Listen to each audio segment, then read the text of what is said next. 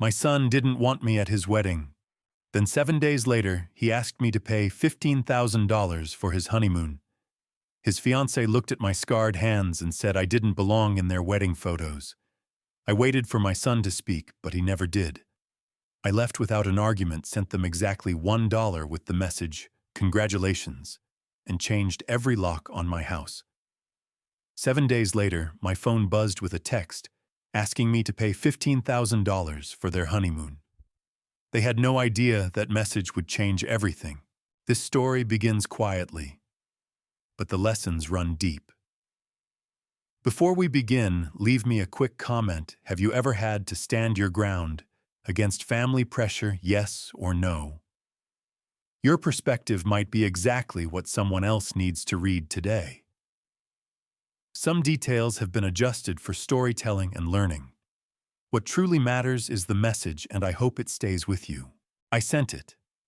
The confirmation appeared on my phone. Transfer complete amount $1 memo, congratulations. Then I picked up another phone and called the locksmith. But let me back up 10 days. I'm Harold Winslow, 65 years old, and for 35 years I kept the ships running at the Port of Seattle, scarred hands, grease under my nails, and a reputation for fixing what others couldn't. The tailor Mr. Brennan had fitted 3 generations of Ballard working men for weddings and funerals. He knew when a suit meant something. "Special occasion, Mr. Winslow?" he asked, pinning the sleeve of the navy blue jacket. "My son is getting married next week," I said. He smiled, stepping back to check the fit. "Congratulations. The Navy brings out your eyes." My wife always said that.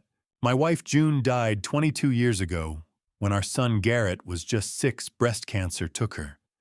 But her hands left behind a ceramic vase she'd made at a Fremont studio, glazed in blue like Elliott Bay at dawn.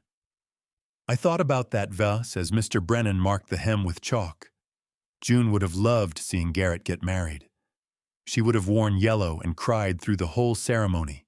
I carried the suit home in a garment bag, hung it carefully behind my bedroom door, and stood there looking at it. My son Garrett, 28, worked as a software engineer downtown, clean hands, expensive watch, everything I'd worked my whole life to give him. In 7 days, I'd wear that navy suit and watch him marry the woman he loved. I was proud. That evening, my phone rang. "Dad, Camille wants to meet you in person," Garrett said. His voice didn't sound right, tight, careful, like he was reading from a script someone else had written. "Come over," I said. "I'll put coffee on." They arrived an hour later. Camille Prescott, 30 years old, walked into my living room like she owned it, designer heels clicking on the hardwood June. And I had refinished together in 1998, diamond ring, catching the lamplight, speaking to my son, but not once looking at me. She wore all black. I remember thinking that was an odd choice for someone planning a wedding. "We need to discuss the wedding arrangements," she said, settling onto my couch without being invited. Garrett stood by the door, hands in his pockets, staring at his expensive shoes.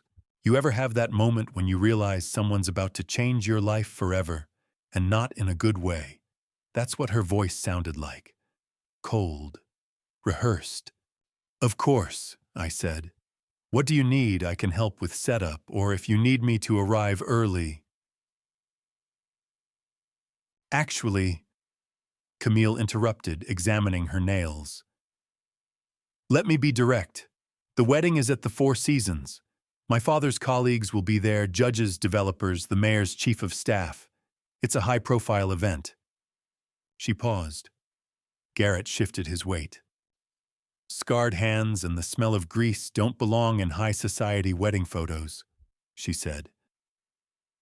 "We've decided it's best if you don't attend." The clock on the mantel, the one June bought at an estate sale in 1995, ticked 7 times before I could speak. "I'm his father." "I understand," she said in a tone that made it clear she didn't care. "But image matters in my family. You understand." I didn't understand. I looked at Garrett, waiting for him to say something. anything. He was studying the floor like it held the answers to questions he was too afraid to ask. Out of habit, or maybe instinct, I reached for June's vase from the shelf behind me and set it on the coffee table between us. Blue glaze slightly uneven at the rim where her thumb had pressed too hard. She'd made it at a ceramics class in Fremont 22 years ago, 6 months before the cancer diagnosis, and I'd kept it polished and safe ever since. Camille glanced at it, then snorted. "What is this trash?" she said. She picked it up with 2 fingers like it might contaminate her and tossed it into the wastebasket beside the couch. It hit the metal with a dull thunk but didn't break. I stood, walked to the basket, bent down my knees, creaking the way they do after a long day, and pulled the vase out. Wiped off a coffee ground stuck to the rim, carried it back to the shelf, set it down carefully in its place. I didn't say a single word. Silence. That's what betrayal sounds like when it's coming from your own son. Camille stood smoothing her skirt. "I'm glad we could have this conversation like adults. Garrett, we should go." Garrett finally looked up. Not at me at the doorway like it was his escape route.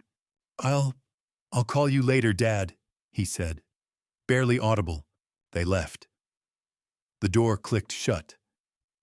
I stood alone in my living room holding June's vase, listening to the pendulum clock tick. I looked at my hands, scarred, rough, strong. The hands that had rebuilt ship engines in freezing rain. The hands that had changed Garrett's diapers at 2 in the morning when June was too exhausted. The hands that had built the treehouse in our backyard, the one Garrett used to read comic books in every summer. Scarred hands that didn't belong in high society photos. I set the vase back on the shelf. "You see that, June?" I whispered. Our son looked away. For the first time since June died, I felt utterly alone.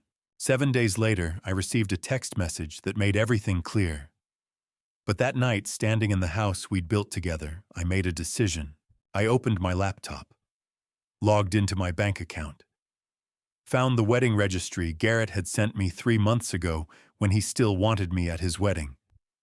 Crystal champagne flutes, a $600 espresso machine, monogrammed towels.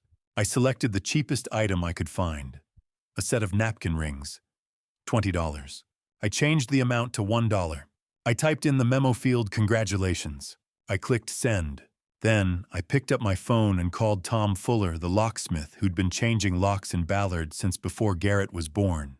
"I need every lock in my house changed. Tomorrow morning. Can you do it?" "Sure thing, Harold. Everything okay?" "Everything's fine," I said. "Just time for a change." I hung up. Looked at the confirmation on my phone, transfer complete amount $1 memo, "Congratulations." The wedding would happen without me. But the real reckoning was still to come. The morning of my son's wedding. I woke at 5:30, put on jeans and a work jacket, and drove to the place where I actually belonged, the port of Seattle. 7 days had passed since I'd changed the locks.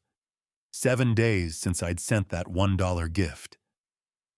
This morning, while they arranged white chairs and string quartets at some country club, I walked the Elliott Bay Pier where I'd worked for 35 years. Fog rolled off the water, thick and gray. Container ships sat anchored in the distance, running lights blinking through the mist. I knew every plank of this dock, every cleat, every bollard. I'd repaired the winches on Pier 18. I'd rebuilt the hydraulic system on the crane that still stood 300 yards north. My hands had kept these docks running through rain and snow and 100-degree summers. June used to bring me lunch here every Friday, turkey sandwiches wrapped in wax paper. She'd sit on the bench by the harbor master's office with a paperback romance novel reading while I worked, occasionally looking up to wave when I caught her eye. That bench was still there, empty now. I sat down. Right now across town, they were probably setting up flowers. White roses, knowing Camille, champagne on ice, a photographer adjusting his lenses, guests arriving in expensive cars handing keys to valets. My son was getting married, and I was sitting on a dock where the only smell was salt water and diesel fuel. I looked at my hands, scarred, rough. The kind of hands that don't photograph well. The kind of hands that built everything Garrett ever had. Footsteps on the pier behind me. Heavy boots slow and deliberate. Ray Kowalski. 62 appeared through the fog, carrying 2 fishing rods and a tackle box that had been to this pier 1,000 times before. We'd worked together for 30 years, him on the electrical systems, me on the mechanical. He'd been at June's funeral. He'd taught Garrett how to tie a bowline knot when the boy was 8. He looked at me sitting on that bench, saw something in my face he didn't need explained, and without a word slid over a folding chair he'd been carrying under his arm. "Coffee's in the thermos if you want some," he said, setting up his rod. I poured a cup. "Thanks, Ray." He cast his line into the bay. I drank the coffee. We sat there side by side for nearly an hour watching the fog lift, listening to seagulls cry overhead and water lap against the pylons. He didn't ask where I was supposed to be. He didn't ask why I wasn't there. Some things don't need explaining between men who've worked together that long. How do you explain to someone who's never worked with their hands that those scars are proof you built something that mattered? That grease under your nails means you fixed what was broken, kept ships running, kept cargo moving, kept the whole machinery of commerce turning. You can't. Not to people who measure worth in clean fingernails and tailored suits. But Ray understood. We fished until noon, caught nothing. Didn't matter. I got home around 6 that evening. My phone was buzzing on the kitchen counter, notifications lighting up the screen like a slot machine. I shouldn't have looked. I looked. Wedding photos, tagged, shared, commented on, hundreds of them. I scrolled. Garrett in a black tuxedo, smiling wider than I'd seen him smile in years. Camille in a white gown that probably cost more than my first car. String lights overhead. Round tables with centerpieces. A 3-tier cake. Champagne flutes catching golden light. Randolph Prescott giving a toast microphone in hand, guests laughing. Lenora Prescott dabbing her eyes with a handkerchief. Garrett's college roommate as best man. Camille's bridesmaids in matching lavender dresses. I kept scrolling. Garrett's boss from the tech company. His co-workers. Friends I'd never met. Relatives from Camille's side. Aunts, uncles, cousins filling tables. Not one empty chair. No place card with my name. No gap in the family photos where a father should have stood. I'd been erased. Completely. Like I'd never raised him at all. Like 35 years at that port, every overtime shift, every missed weekend, every dollar saved for his college tuition, none of it had happened.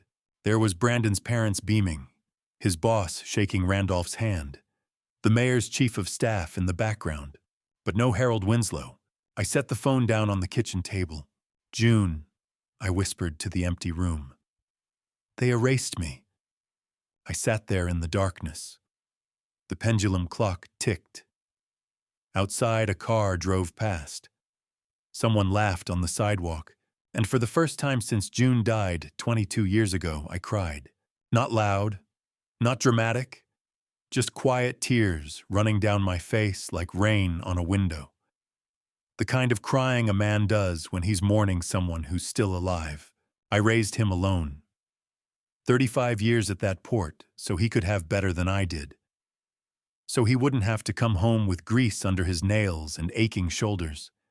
So he could wear a suit and work in an air-conditioned office and never worry about layoffs when the shipping contracts dried up. I gave him everything, and he gave me nothing, not even a seat. But maybe that's what better means. Maybe better means forgetting where you came from. Maybe better means being ashamed of the man who got you there. Grief has a shelf life. Mine lasted exactly 5 minutes that night. What came after was something much more useful. I wiped my eyes, stood up, walked to the sink and splashed cold water on my face, looked at myself in the reflection of the dark window. My hands weren't shaking. I wasn't angry. Anger wastes energy, burns hot and fast, and leaves you empty. I wasn't heartbroken anymore. I'd already cried those tears. What I felt was colder, clearer, like ice forming on metal. I looked at June's vase on the shelf, blue glaze catching the dim light from the street. Not anger, June, I said softly. Something else, something more patient. I didn't sleep that night. Not because I couldn't, because I was calculating. Running through possibilities, thinking about locks and bank accounts and property lines and all the ways a man protects what's his when someone decides to take it. 7 days later, my phone would buzz with a text message that would make everything perfectly clear. They weren't done asking for things. 7 days after the wedding, I was in my backyard watering the tomato plants when my phone buzzed. Garrett's name appeared on the screen. I'd been expecting this. All week while I'd lain awake calculating, I knew something was coming. Not whether, when. I set down the hose, wiped dirt from my hands on my jeans, and opened the message. Dad, we're $15,000 short for our Santorini honeymoon. Can you help us out? No, hello. No, how are you? So, I'm sorry you weren't at the wedding. Just a dollar amount and an expectation. I stared at the screen.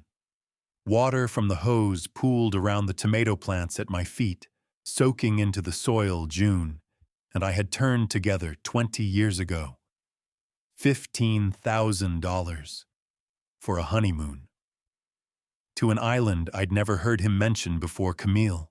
The wedding I wasn't allowed to attend had happened. The photos where I didn't exist had been posted. And now, 7 days later, my son needed money. Not wanted to talk. Not wanted to explain. Not wanted to apologize. Needed money. I walked to the garden bench, the wooden one I'd built the summer Garrett turned 10, when he had helped me sand it smooth, and June had painted it green, and sat down. My phone felt heavy in my hand. I scrolled up through our text history. March 2023. Can you loan us $1,200 for the apartment deposit? We're a bit short.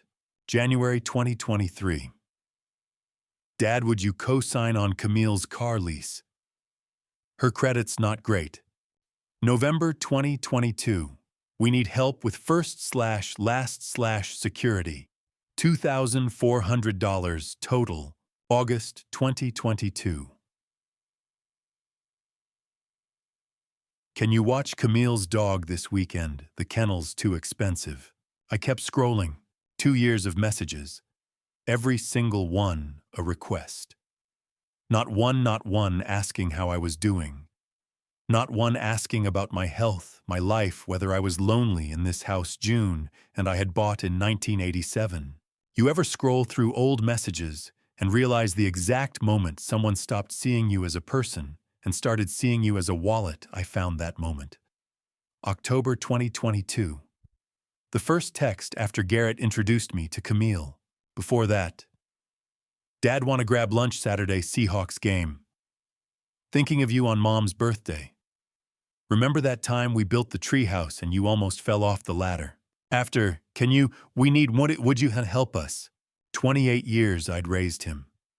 28 years of packed lunches and parent-teacher conferences and teaching him to drive and co-signing his first apartment lease when he graduated college. 28 years of being his father, and somewhere in the last 2 I'd become a backup account, a safety net, an ATM with a phone number. I set the phone face down on the bench, stood up, picked up the hose. The tomatoes still needed water. These plants. Cherokee purple heirlooms June had ordered from a catalog in 2004 were the same strain we'd grown for 20 years. Every spring, I started them from saved seeds. Every summer, they flowered yellow against dark green vines. Every fall, I harvested fruit that tasted like the soil June had mixed with her own hands. Garrett used to help. He'd hold the watering can, 8 years old, carefully pouring at the base of each plant the way June taught him. Not on the leaves, sweetheart, she'd say. Water the roots. That's where it matters. I watered each plant now methodically, the way I'd done for 2 decades. The way June had shown me. Base of the stem, slow and steady, let it soak deep. Mrs. Patterson next door waved from her kitchen window. I waved back. To her, I probably looked peaceful. A retired man tending his garden on a summer morning. Calm, content. She couldn't see what was happening in my head. I wasn't angry. Anger is hot, reactive, short-lived. What I felt was colder than that. More patient. June used to say, "Good fruit doesn't need watering twice. You give it what it needs once deeply, and then you wait. Force more water, and you drown the roots." The same rules apply to raising children, she'd said. Give them what they need to grow. But if you keep giving when they stop needing and start demanding, you don't help them. You weaken them. I'd been watering Garrett twice, 3 times, however many times he'd asked for the last 2 years. And he'd drowned, not in debt though that would come, in expectation, in entitlement, in the belief that my hands existed to open my wallet, not to build his childhood or fix what was broken or teach him how a man stands on his own feet. Camille had seen those hands and decided they were too scarred for her wedding photos. Garrett had looked at those same hands and seen a way to pay for his honeymoon. Neither of them had seen what those hands actually were, the reason Garrett had anything at all. Tomatoes need 3 things: water, sunlight, and patience. Turns out the same rules apply to teaching your son a lesson he'll never forget. I finished watering the last plant, coiled the hose neatly on its holder, wiped my hands on my jeans again. The phone still sat face down on the bench, Garrett's message waiting for an answer. I picked it up, looked at the screen. $15,000. I wasn't deciding whether to help. I'd already decided that 7 days ago, sitting in my kitchen in the dark, watching my tears dry on the table. What I was calculating now was exactly how much to send, exactly what message to write, exactly how many words it would take to say everything that needed saying. Not a lecture, not an explanation, not a guilt trip, just a number, and maybe a word or two, something he'd understand immediately. Something that would sit in his bank account like a stone impossible to ignore, impossible to misunderstand. I set the phone back down on the bench, looked at my tomatoes healthy and green in the morning sun. The answer would come to me. It already had, really.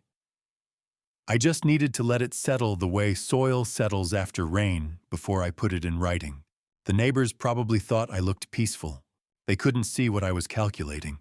Not just whether to respond, but exactly how to make sure Garrett never forgot it.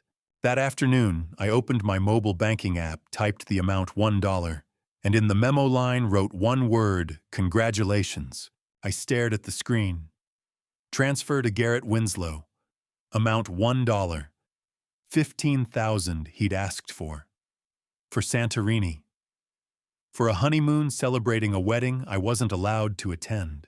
I pressed send. Transfer complete.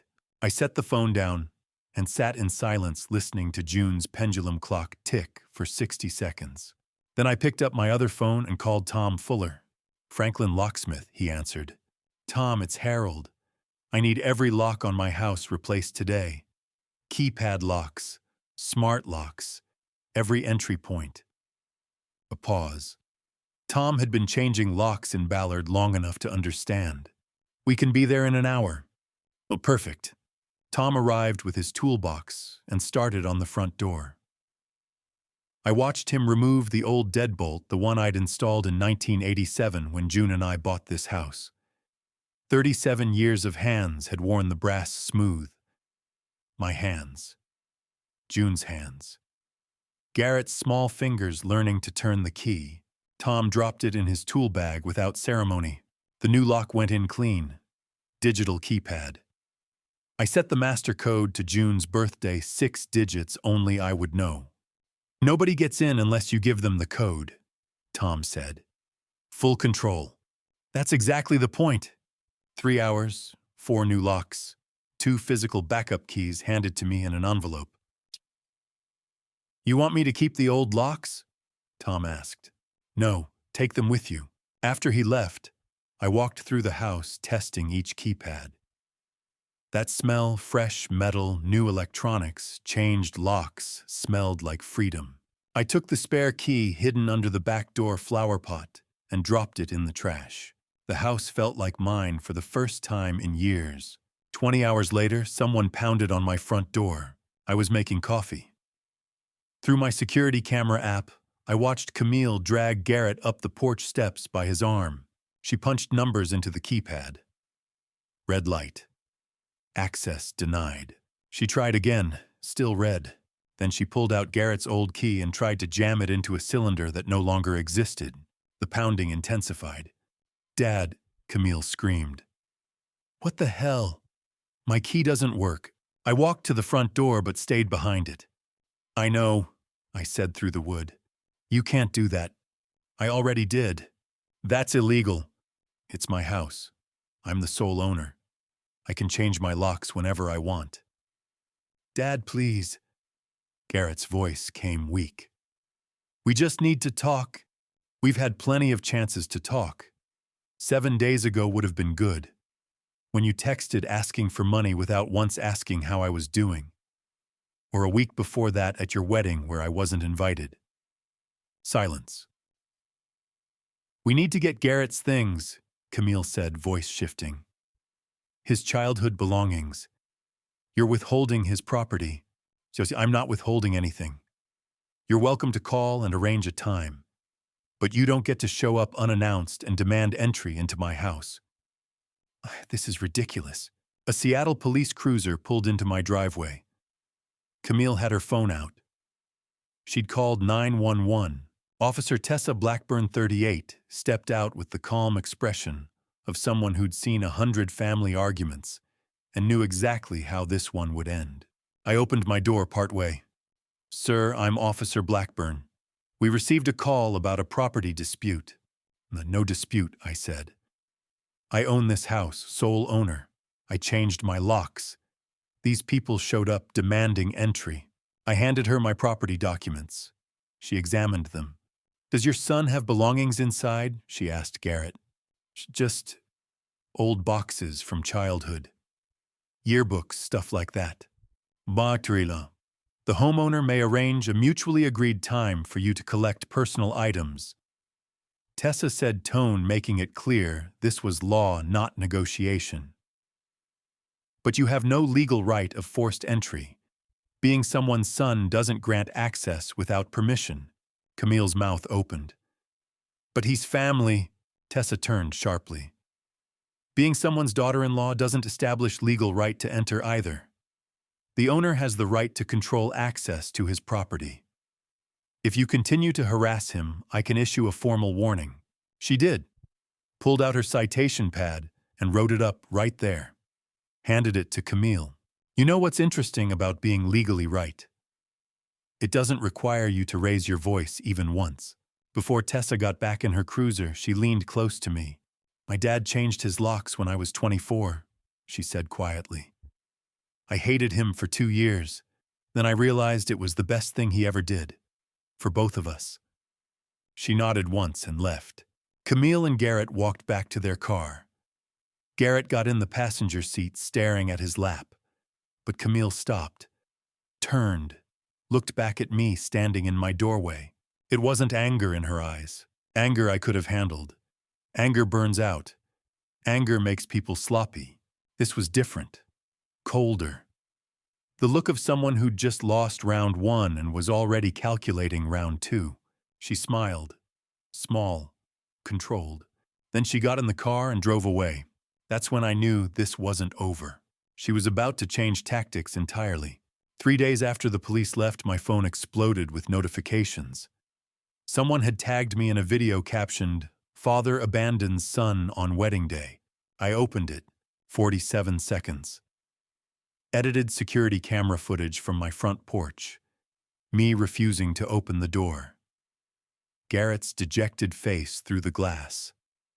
Audio stripped of all context, you couldn't hear me explaining about the wedding exclusion, couldn't hear Camille's demands, couldn't hear anything except muffled voices and a door staying closed. The caption: "Father locks out son after wedding family in crisis. share to help reunite them. No mention that they'd excluded me from that wedding. No mention of the honeymoon money request. No explanation that I'd offered to arrange a time for pickup. Just 47 seconds that made me look like a monster. The comment section was filling fast. What kind of father does this? Old people are so stubborn. Poor son trying so hard. I scrolled. The video had been shared across 3 Ballard neighborhood Facebook groups. Within 24 hours, it had 2,000 views. Camille's new tactic. Round 2. She cut it down to 47 seconds. I said to the empty room and changed the whole story. I set the phone down and looked at June's vase on the shelf, still standing where I'd placed it, after Camille threw it in the trash. This was going to get worse before it got better. It did. The next 2 days, I noticed the shift. Mrs. Patterson across the street we'd exchanged pleasantries at her window for a decade pulled her curtain closed the moment I waved. The corner grocery cashier who usually asked about my tomatoes rang up my purchases in complete silence. 2 neighbors I'd known 15 years crossed the street to avoid me. At my mailbox Thursday afternoon, I overheard whispered conversation from the sidewalk behind me. I heard he's been hiding June's life insurance money, left Garrett with nothing. And that's why the poor boy needs money for his honeymoon. The father's hoarding it all. I closed the mailbox, slowly turned, but they'd already hurried away. Rumors spreading like wildfire. Each one a little more detailed than the last. Each one completely invented. Camille hadn't just posted a video. She'd hired local agitators or become one herself, amplifying the story with details I recognized as fiction the moment I heard them. Ever notice how fast a neighborhood can turn on you when they only hear half a story? Friday morning. Dot Callahan stopped me on the sidewalk while watering her hydrangeas. 70 years old, living across the street for 15 years, and in all that time I'd never once seen her look away when we crossed paths, until the video went viral. Now she stood there with her hose running, hesitating. "Harold," she said finally. "People are saying things about June's insurance money, about you hiding it from Garrett." She looked directly at me. "Is there any truth to it?" I paused, looked her in the eye. June and I worked our whole lives. Everything we earned we saved carefully. There is no hidden money. There's just what we built together, and I'm not apologizing for that. She studied my face for a long moment, then nodded. "I thought so," she said. "I just wanted to ask you directly instead of listening to gossip." "Thank you for that," I said. "For asking me directly." She turned back to her flowers, then paused. "June would be proud of how you're handling this," she said quietly. Something in my chest loosened just slightly. That afternoon, I drove to Seattle Credit Union and opened a new account. Transferred everything my savings June's insurance fund, 35 years of careful accumulation, from Bank First to a completely separate institution. No shared access history. No links. Clean separation. The teller asked if there was a particular reason for the move. "Privacy," I said. $127,000. Not a fortune. Not hidden. Just what a port mechanic and his wife could save over 3.5 decades of living carefully. I wasn't running from anything. I was preparing.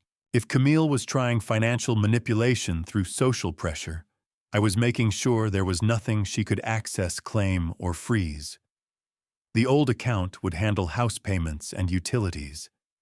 The new one, invisible to anyone but me. She wants to control the narrative, I thought, watching the transfer confirmation print. But she can't control what she can't access. Friday afternoon, Ray called. "So, Harold, can you meet me at Anchor Bar?" Anchor Bar, 30 years of port workers gathering there after shifts. Smell of grease and beer, Seahawks memorabilia covering every wall, cheeseburgers that hadn't changed recipe since 1985. Ray was already at our usual booth. "You holding up all right?" he asked after we ordered. I've never been clearer, I said. He nodded slowly. Good. Because I need to tell you something. He leaned forward.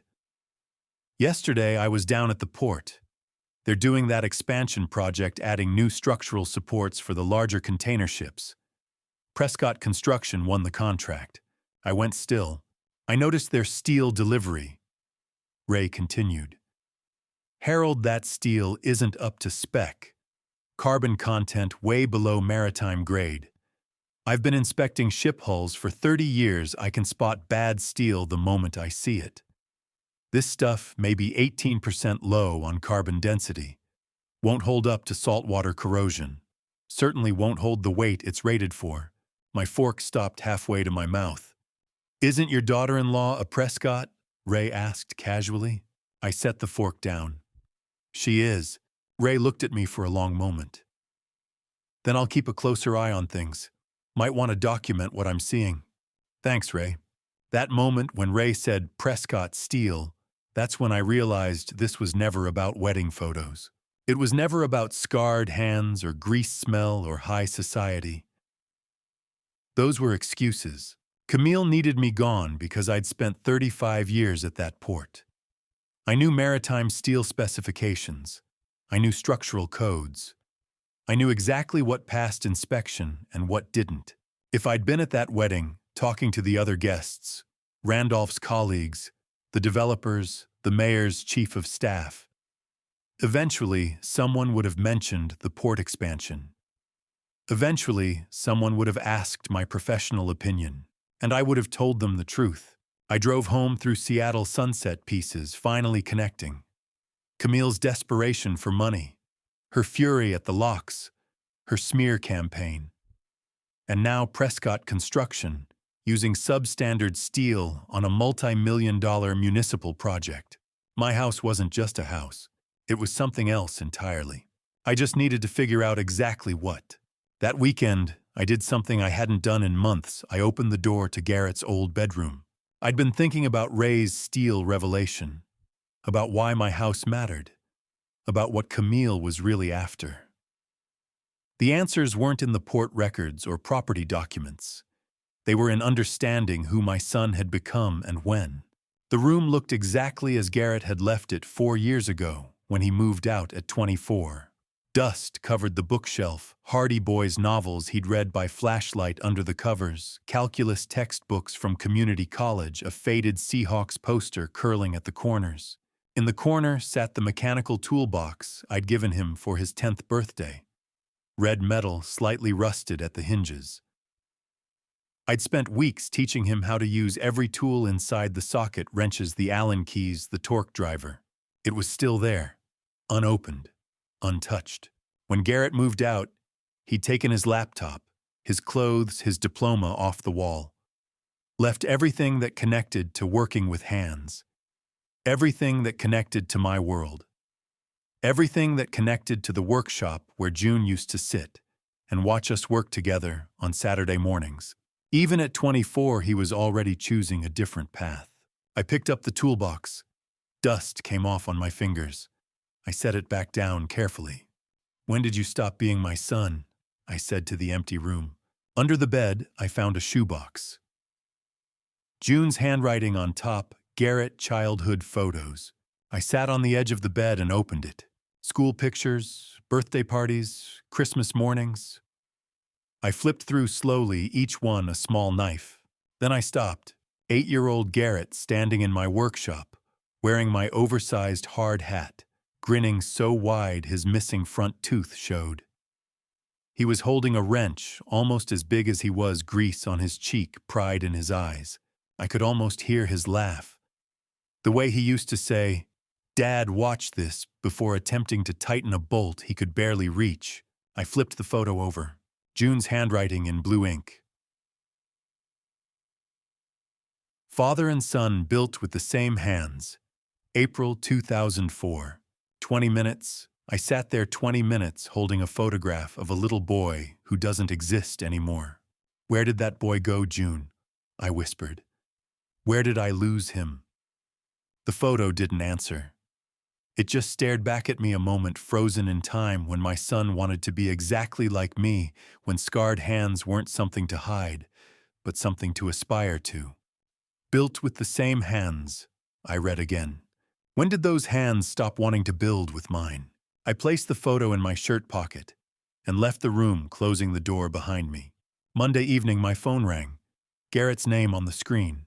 I stared at it for 3 rings. Thought about the toolbox. The photo. June's handwriting. I answered. "Dad." His voice cracked on that one word. "I'm here," I said. Silence. Then, "I'm sorry. About the wedding day. About everything. I didn't know what to say when Camille. I should have said something. I should have defended you." I closed my eyes. "Why didn't you?" "I don't know." His voice was small. "I don't know what I'm doing anymore." Another long silence. I could hear traffic in the background. He was outside somewhere. "Today, I went to see Randolph," he said finally. "Camille's father. Asked him for a loan. 15,000 for the honeymoon since we didn't have enough." "What did he say?" "He pulled out the prenup, the one Camille made me sign the night before the wedding." Garrett's laugh was bitter. Page 7. Section 3. "I have zero claim to any Prescott family assets, business capital, or credit lines. Zero." He slid it across his desk and said, "Software engineer makes good money, son. Pay your own way." I sat down at my kitchen table. "You signed a prenup the night before your wedding?" "Camille said it was standard, that all her family does it. I was so focused on the ceremony, on making everything perfect, I just signed it. Without reading it." "Without reading it," he confirmed quietly. I looked at June's vase on the shelf. Thought about Camille throwing it in the trash. Thought about the viral video, the smear campaign, the substandard steel Ray had spotted, pieces connecting. "To Garrett," I said carefully. "Why did you marry her?" Long pause. I thought she saw something in me, something better than what I was. She had this life, the Prescott name, the connections, the money, and she wanted me, the port mechanic's son. I thought that meant I'd made it. Made it where? Somewhere you couldn't follow." His voice broke. "Somewhere with clean hands and expensive suits and people who didn't smell like grease." "I'm sorry, Dad. I'm so sorry. I heard something I hadn't heard in 3 years. Not manipulation. Not a request for money. Not Camille's script. Pain, real pain, my son's pain." I reached into my pocket and pulled out the photo. 8-year-old Garrett in my hard hat, and built with the same hands. June had written, "You know what's harder than saying no to your child? Saying yes to only the parts that matter." "Garrett," I said quietly, "have you eaten dinner yet?" The question hung in the air. I could hear him breathing on the other end of the line. The traffic noise had stopped. He'd gone still. "What?" he whispered. "Dinner. Have you eaten?" His breathing caught. "No, not yet. I've been sitting in my car outside Randolph's office for 2 hours. Then go get something to eat," I said. "Something warm. Take care of yourself." Silence. "Dad." "I'm still here. I thought you'd tell me I deserved it. The prenup. Randolph. All of it. You made mistakes," I said. "Bad ones. But you're still my son. That doesn't mean I'm giving you money. But it does mean I want you to eat dinner." I could hear him crying now. Quiet. Trying to hide it. "Okay," he whispered. "I'll get something." "Good." He hung up. I sat in my kitchen, holding the phone, looking at that photo. 22 years since June had written those words. 20 years since that little boy had worn my hard hat. That was the first real conversation we'd had in 3 years. It wouldn't be the last. 2 days after that phone call with Garrett, Ray called asking me to meet him at the Port Technical Archives. Said he'd found something I needed to see. Garrett had texted me twice in those 2 days. Not asking for money, just checking in. "Thanks for listening," one said. The other, "Got that dinner. Felt better." Small things, but different. I drove to the port. Ray's old workspace looked like it always had walls lined with file cabinets holding 30 years of ship inspection records, metal desk scarred from decades of tools and coffee cups. But Ray wasn't alone. Marcus Webb, 58, stood beside him, carrying 3 ring binders and the expression of a man who'd found something he wished he hadn't. 30 years as port safety inspector had taught Marcus when to worry. He was worried now. They'd spread documents across the table like evidence at a crime scene. Prescott Construction steel delivery manifests, independent lab test results, metallurgical analysis reports, each one stamped with official seals dated signed.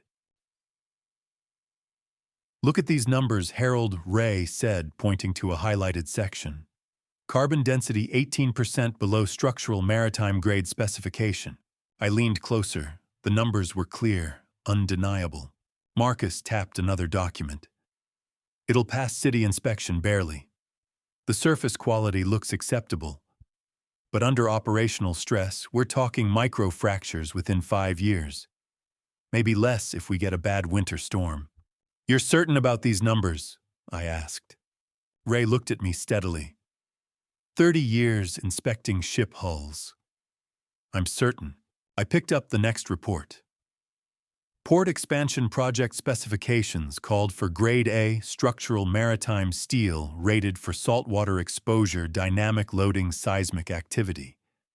What Prescott delivered was maybe Grade C, adequate for a warehouse in Kansas, catastrophic for a working port.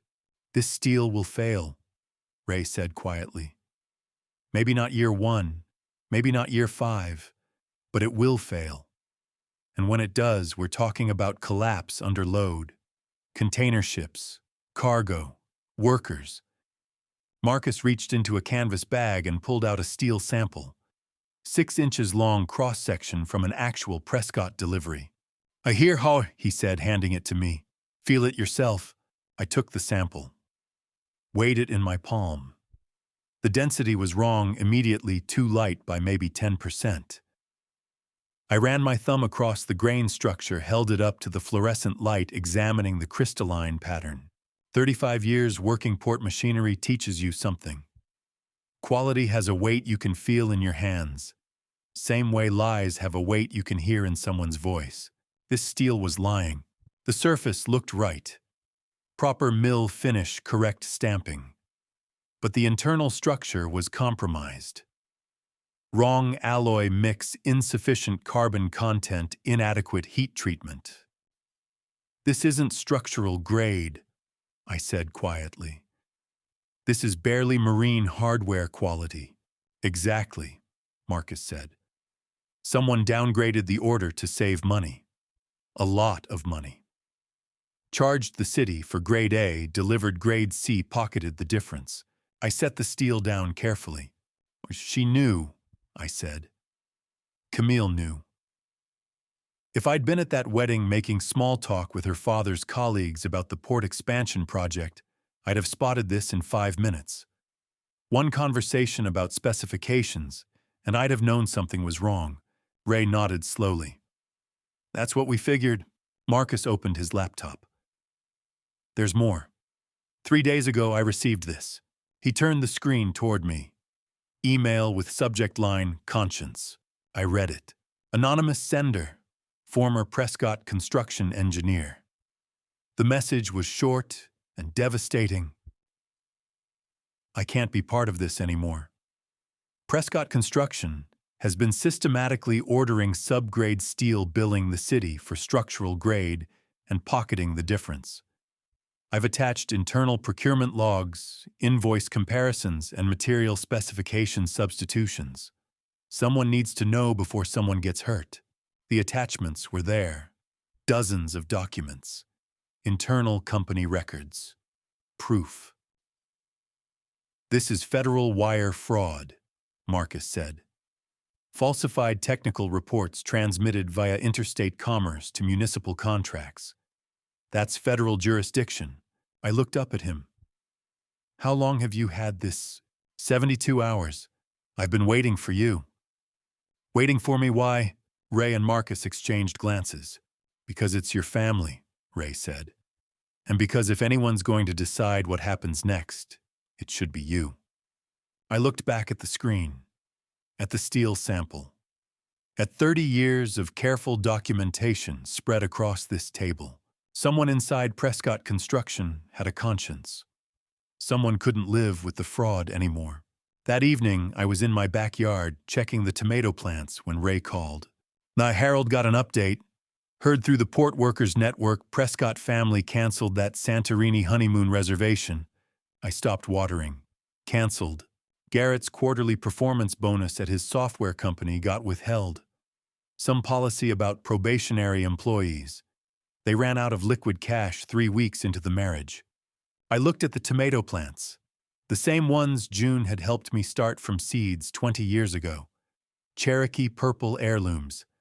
We'd saved seeds every year, replanted every spring. "Good fruit doesn't need watering twice," June used to say. Neither does good character.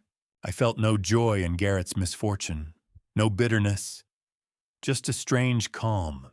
June used to say patience wasn't waiting, it was knowing when to act.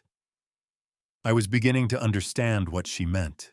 To Harold, Ray said, "Should we submit the steel evidence now Marcus has everything documented? We could file a formal complaint with the Port Authority tomorrow.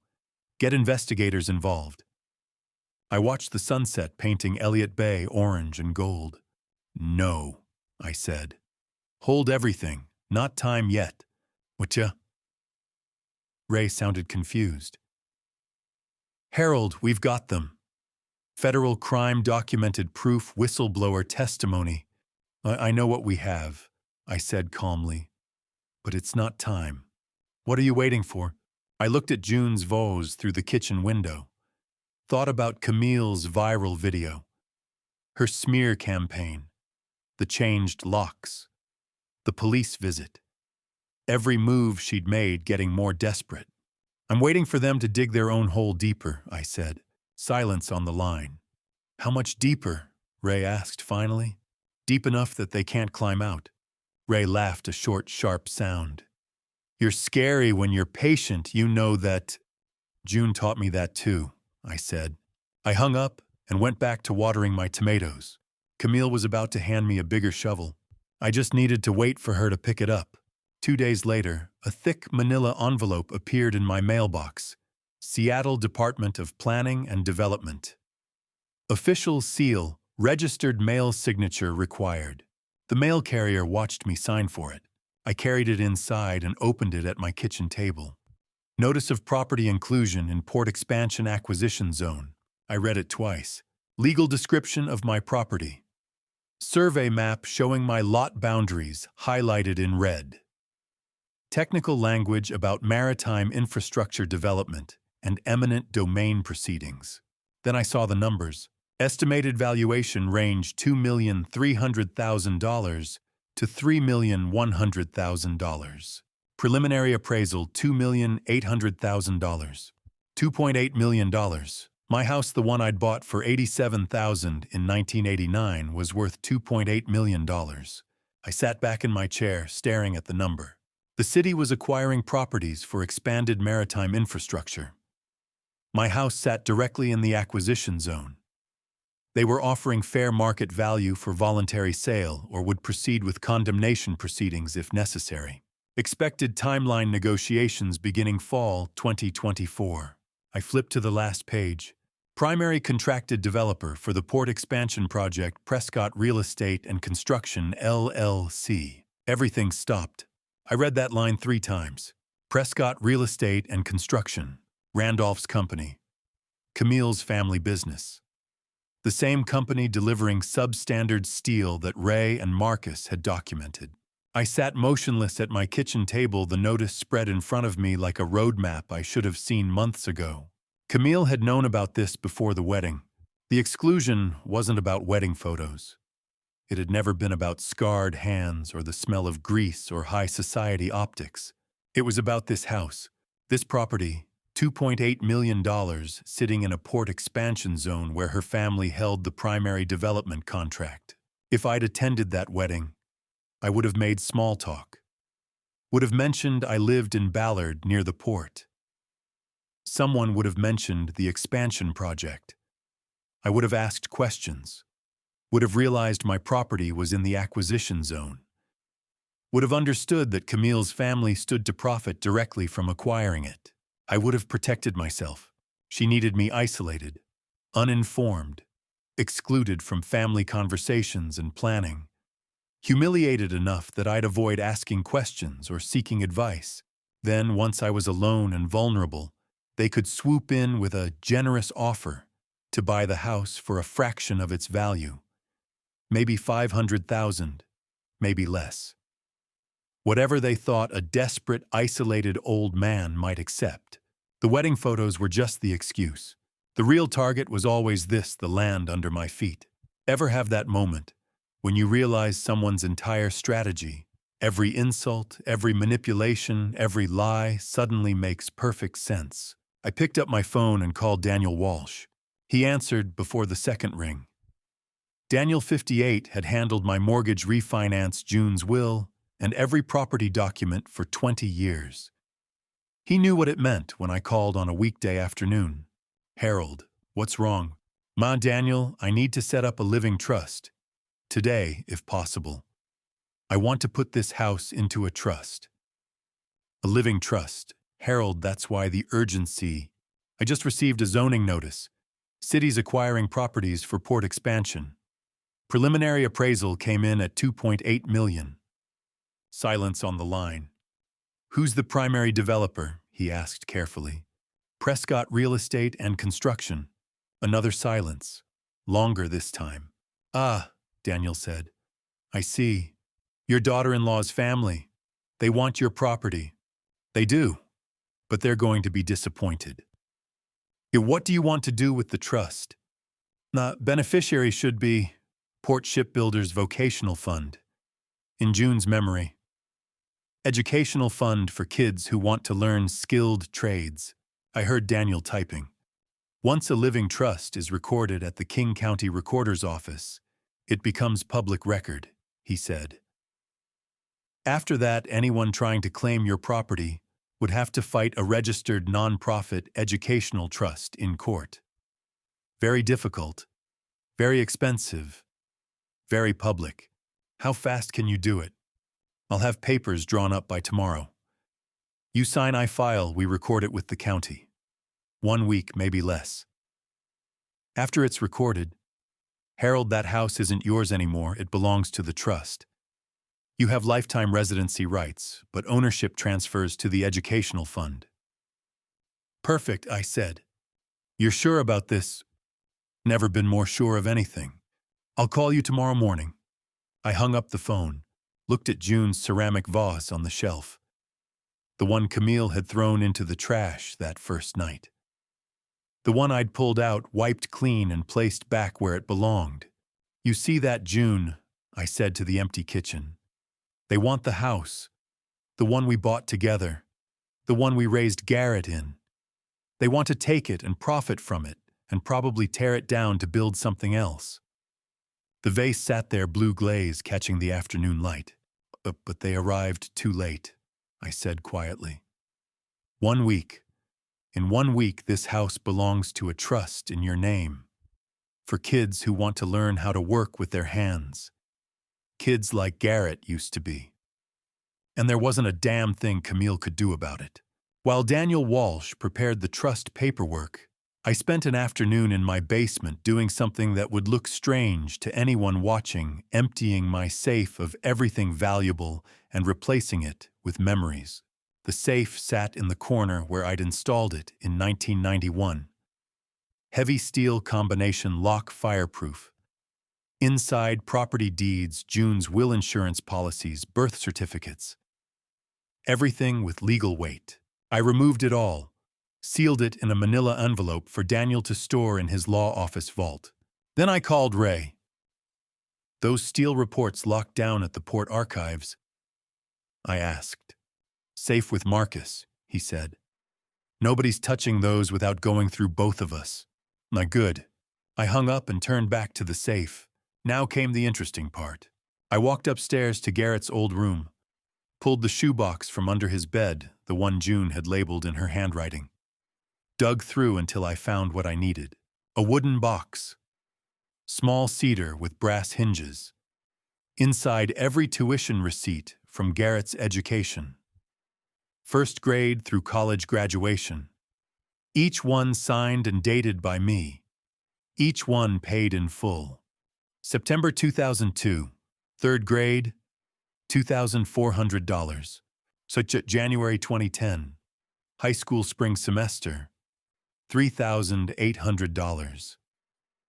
September 2016, University of Washington senior year, $14,200, 30 payments, 18 years, $147,000 total. I carried the box downstairs and placed it in the safe. Next, I went to the kitchen. Opened the cabinet above the refrigerator where June had kept her glass jar. She'd saved dollar bills in there for 30 years, ones and twos, carefully ironed, flat, sorted by denomination. Her emergency fund, she'd called it. After she died, I couldn't bring myself to spend them.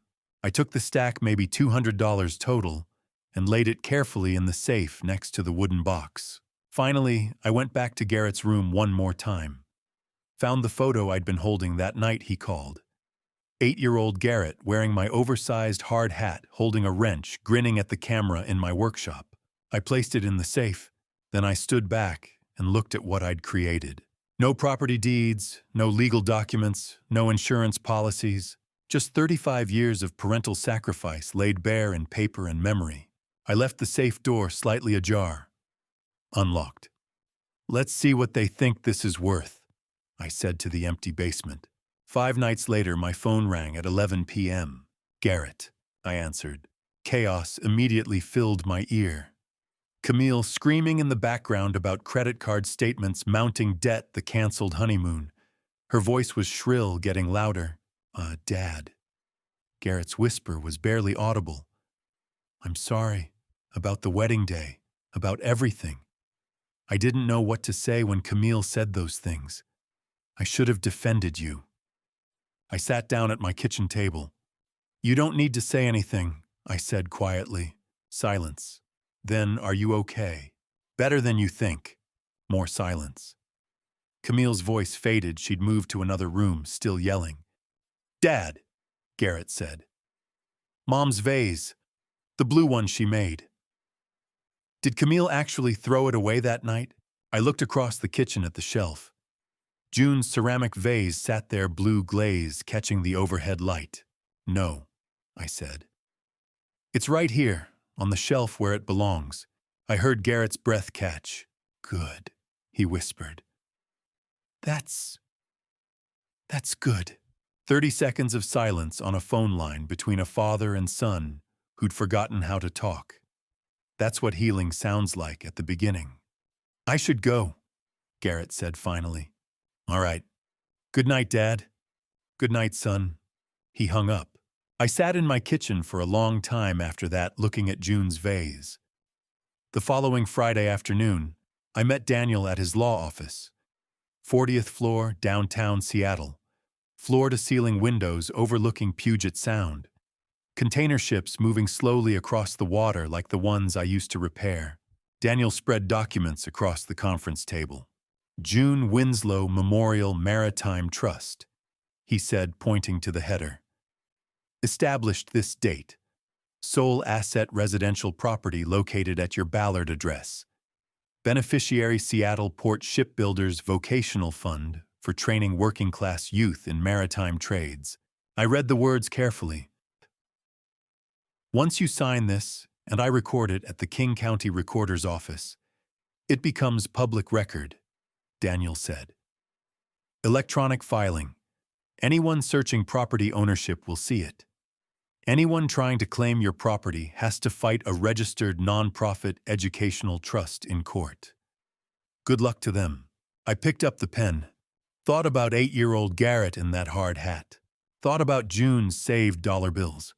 Thought about Ray and Marcus at the port still teaching young workers how to inspect steel, how to read specifications, how to tell good work from bad. Thought about every kid who wanted to work with their hands, but didn't have anyone to show them how. I signed. Cheer for June, I said, and for every working man's kid who deserves a chance. Daniel shook my hand. It's filed electronically as of 3:47 p.m. today, he said. Your house is protected. I drove home through late afternoon traffic. Parked in my driveway, but didn't immediately go inside. Stood on the sidewalk looking at my house. Modest craftsman bungalow. Paint needed touching up. Porch sagged slightly left. June's flower beds had grown wild without her. I didn't see $2.8 million. I saw 37 years. The place where I'd carried June over the threshold in 1987. Where she'd planted those tomatoes that still grew every summer. Where Garrett had taken his first steps in the living room. Where we'd survived cancer together until we couldn't anymore. A house is just wood and nails until you fill it with 37 years of loving someone. Then it becomes something no amount of money can buy. I stepped inside, walked directly to the shelf, placed my palm flat against June's ceramic vase. Still cool to the touch. Blue glaze she'd chosen because it matched Elliott Bay at dawn. It's done, June, I said to the empty room. The house stays ours forever. Well, not ours, theirs. The shipbuilders, the kids who want to learn. But it's protected. No one can take it now. I stood there for a long moment, hand on the vase. The trust was recorded. The house was protected. The safe sat in the basement with its door unlocked, waiting. Camille would eventually realize what I'd done. Would eventually come looking for those property deeds she thought she could manipulate me into signing over. The only question now was how long before they made their move. I didn't have to wait long. 5 days after I recorded the trust. Camille received a notification from Prescott Construction's legal team. I know this because Garrett told me later. City of Seattle finalizing property acquisition appraisals for the port expansion. My lot preliminary valuation, $2,800,000. She knew the number before I did, and everything changed. 3 days after that mid-August Tuesday afternoon, someone knocked on my door. I looked through the peephole. Garrett standing alone. No Camille. Hands in pockets, shoulders hunched, like he'd walked a long way to get here. I opened the door. Come in, I said. Didn't ask why he was there. Didn't demand explanation. Just walked to the kitchen and started the coffee maker, same ritual I'd done 1,000 times when he was growing up. Poured 2 cups. Black the way he'd always taken it. Sat down at the table. Waited. Garrett sat across from me staring into his coffee like it held answers to questions he didn't know how to ask. Long silence. I didn't fill it. June taught me that sometimes people need space to find the courage to speak. You rush them, they'll say what they think you want to hear. You wait, they might tell you the truth. The coffee steamed between us. Outside, a car drove past. The kitchen clock ticked. Dad, Mom, Garrett said finally. I don't know how to start this. Start anywhere, I said. He took a breath. I'm sorry. About the wedding day. About the way Camille spoke to you. About not defending you. I've been thinking about it every day since... He stopped mid-sentence. Looked up at me. Saw my hands wrapped around the coffee mug. Scarred. Rough. The same hands that had taught him to ride a bicycle. Built his treehouse. Signed every tuition check from first grade through college graduation. Something in his face changed. No, he said quietly. That's not how this starts. I waited. Camille sent me here, he said, voice shaking now. 3 days ago. She got a notice about your property, the city valuation, $2.8 million. I didn't move. So she told me exactly what to say. Garrett continued. Apologize for the wedding. Be genuine. Rebuild trust. Then suggest transferring the house title to me for estate planning purposes. You'd live here the rest of your life, we'd handle all the expenses, everyone wins.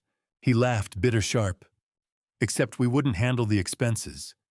We'd sell the property to the port expansion project. Pocket the money. And you'd have nothing.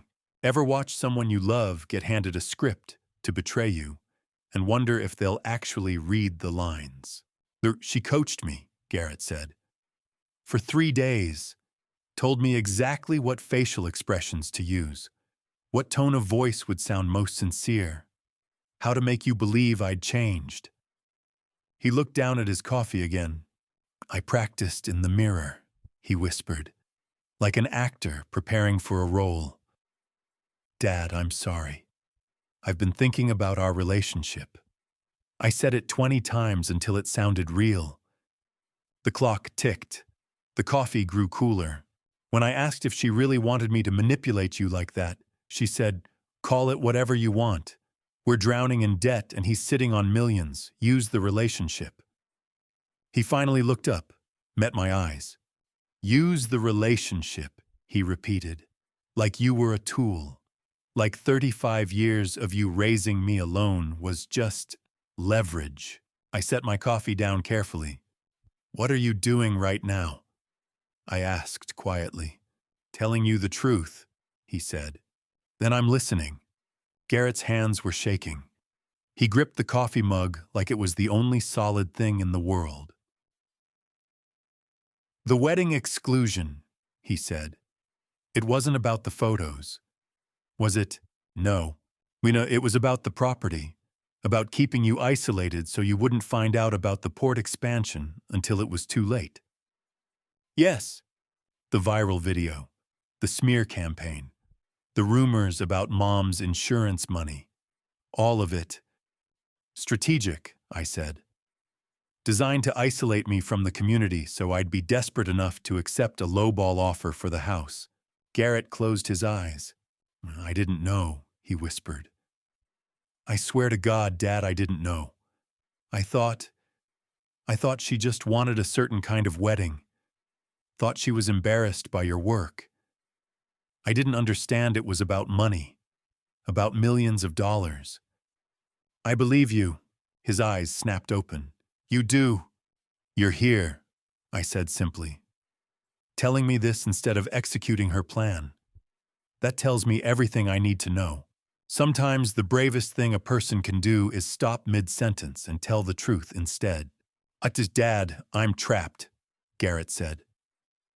The prenup Camille made me sign, I have zero access to Prescott money, but all the debt from the wedding, the honeymoon planning, 3 years of living beyond our means, that's all in my name. I'm personally liable for $120,000. If I leave her, I leave with nothing but debt. I know, I said. You know, son, I've known for a while now. Longer than you think. Garrett stared at me. Really looked at me for the first time in years. You're not surprised, he said slowly, about any of this. The manipulation, the property value, the scheme. You already knew. Not all of it, I said, but enough. How long? Since the week after your wedding. Since Ray spotted something wrong with Prescott Steel at the port. Since I started asking questions. Garrett sat back in his chair like I'd punched him. You've been, investigating? Protecting, I corrected. There's a difference. Protecting what? I looked at my son, at the man he'd become, at the scared, debt-trapped, manipulated young man sitting at my kitchen table choosing truth over convenience. Protecting you, I said quietly.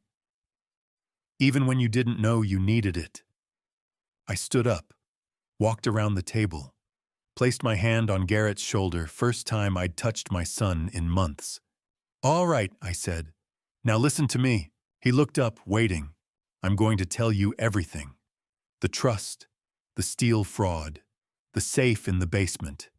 Every move I've made while you thought I was just a stubborn old man refusing to help his family.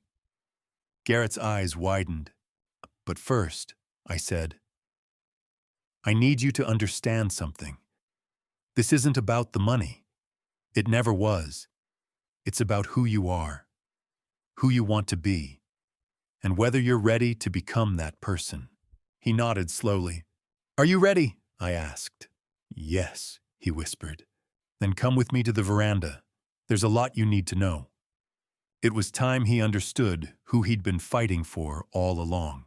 I led Garrett out to the veranda overlooking Elliott Bay, the place where I'd made every hard decision over the past month, and started talking. The sun was dropping toward the Olympic Mountains. Container ships moved slowly across the water. Same view June and I had watched together for 37 years. Perstume, I said, pulling an envelope from my pocket. This. I handed him the Seattle Planning Department notice. Open it, I said. Read the property valuation, then read the developer name at the bottom. Garrett's hands shook as he unfolded the pages. His lips moved silently as he read. Steer property inclusion in Port Expansion Acquisition Zone. Preliminary valuation, $2,800,000. He looked up at me confused, then looked back down. Primary contracted developer, Prescott Real Estate and Construction. His face went white. She knew, I said quietly. Before the wedding, Camille knew this house was worth millions, knew her family's company held the development contract, knew that if you married into Prescott money, eventually, they'd try to acquire this property. The wedding exclusion, Garrett whispered. Wasn't about photos, I confirmed. It was about isolation. If I'd been at that wedding making small talk with Randolph's colleagues about the port expansion project, someone would have mentioned my neighborhood. I would have connected the dots immediately, would have protected my property before they could manipulate me into selling for a fraction of its value. Garrett stared at the notice like it might bite him. Second, I said, pulling out another document. This, recorded trust deed from King County, official stamp, electronic filing date 3 weeks ago. I set up a living trust, I said. This house now belongs to the June Winslow Memorial Maritime Trust. Beneficiary is the Seattle Port Shipbuilders Vocational Fund for training working-class kids in maritime trades. Garrett looked at me like I'd spoken another language. You gave it away. I protected it, I corrected. In your mother's name. Camille can't buy it, can't manipulate you into signing it over, can't sue for it without fighting a registered nonprofit educational trust in court. Good luck with that. I watched understanding dawn in my son's eyes. You did this before she sent me, he said slowly. 3 weeks ago, before the manipulation script, before the property valuation hit Prescott's legal department. I've been 3 steps ahead this entire time. Ever realize your parent wasn't stubborn? They were just smarter than everyone trying to manipulate them.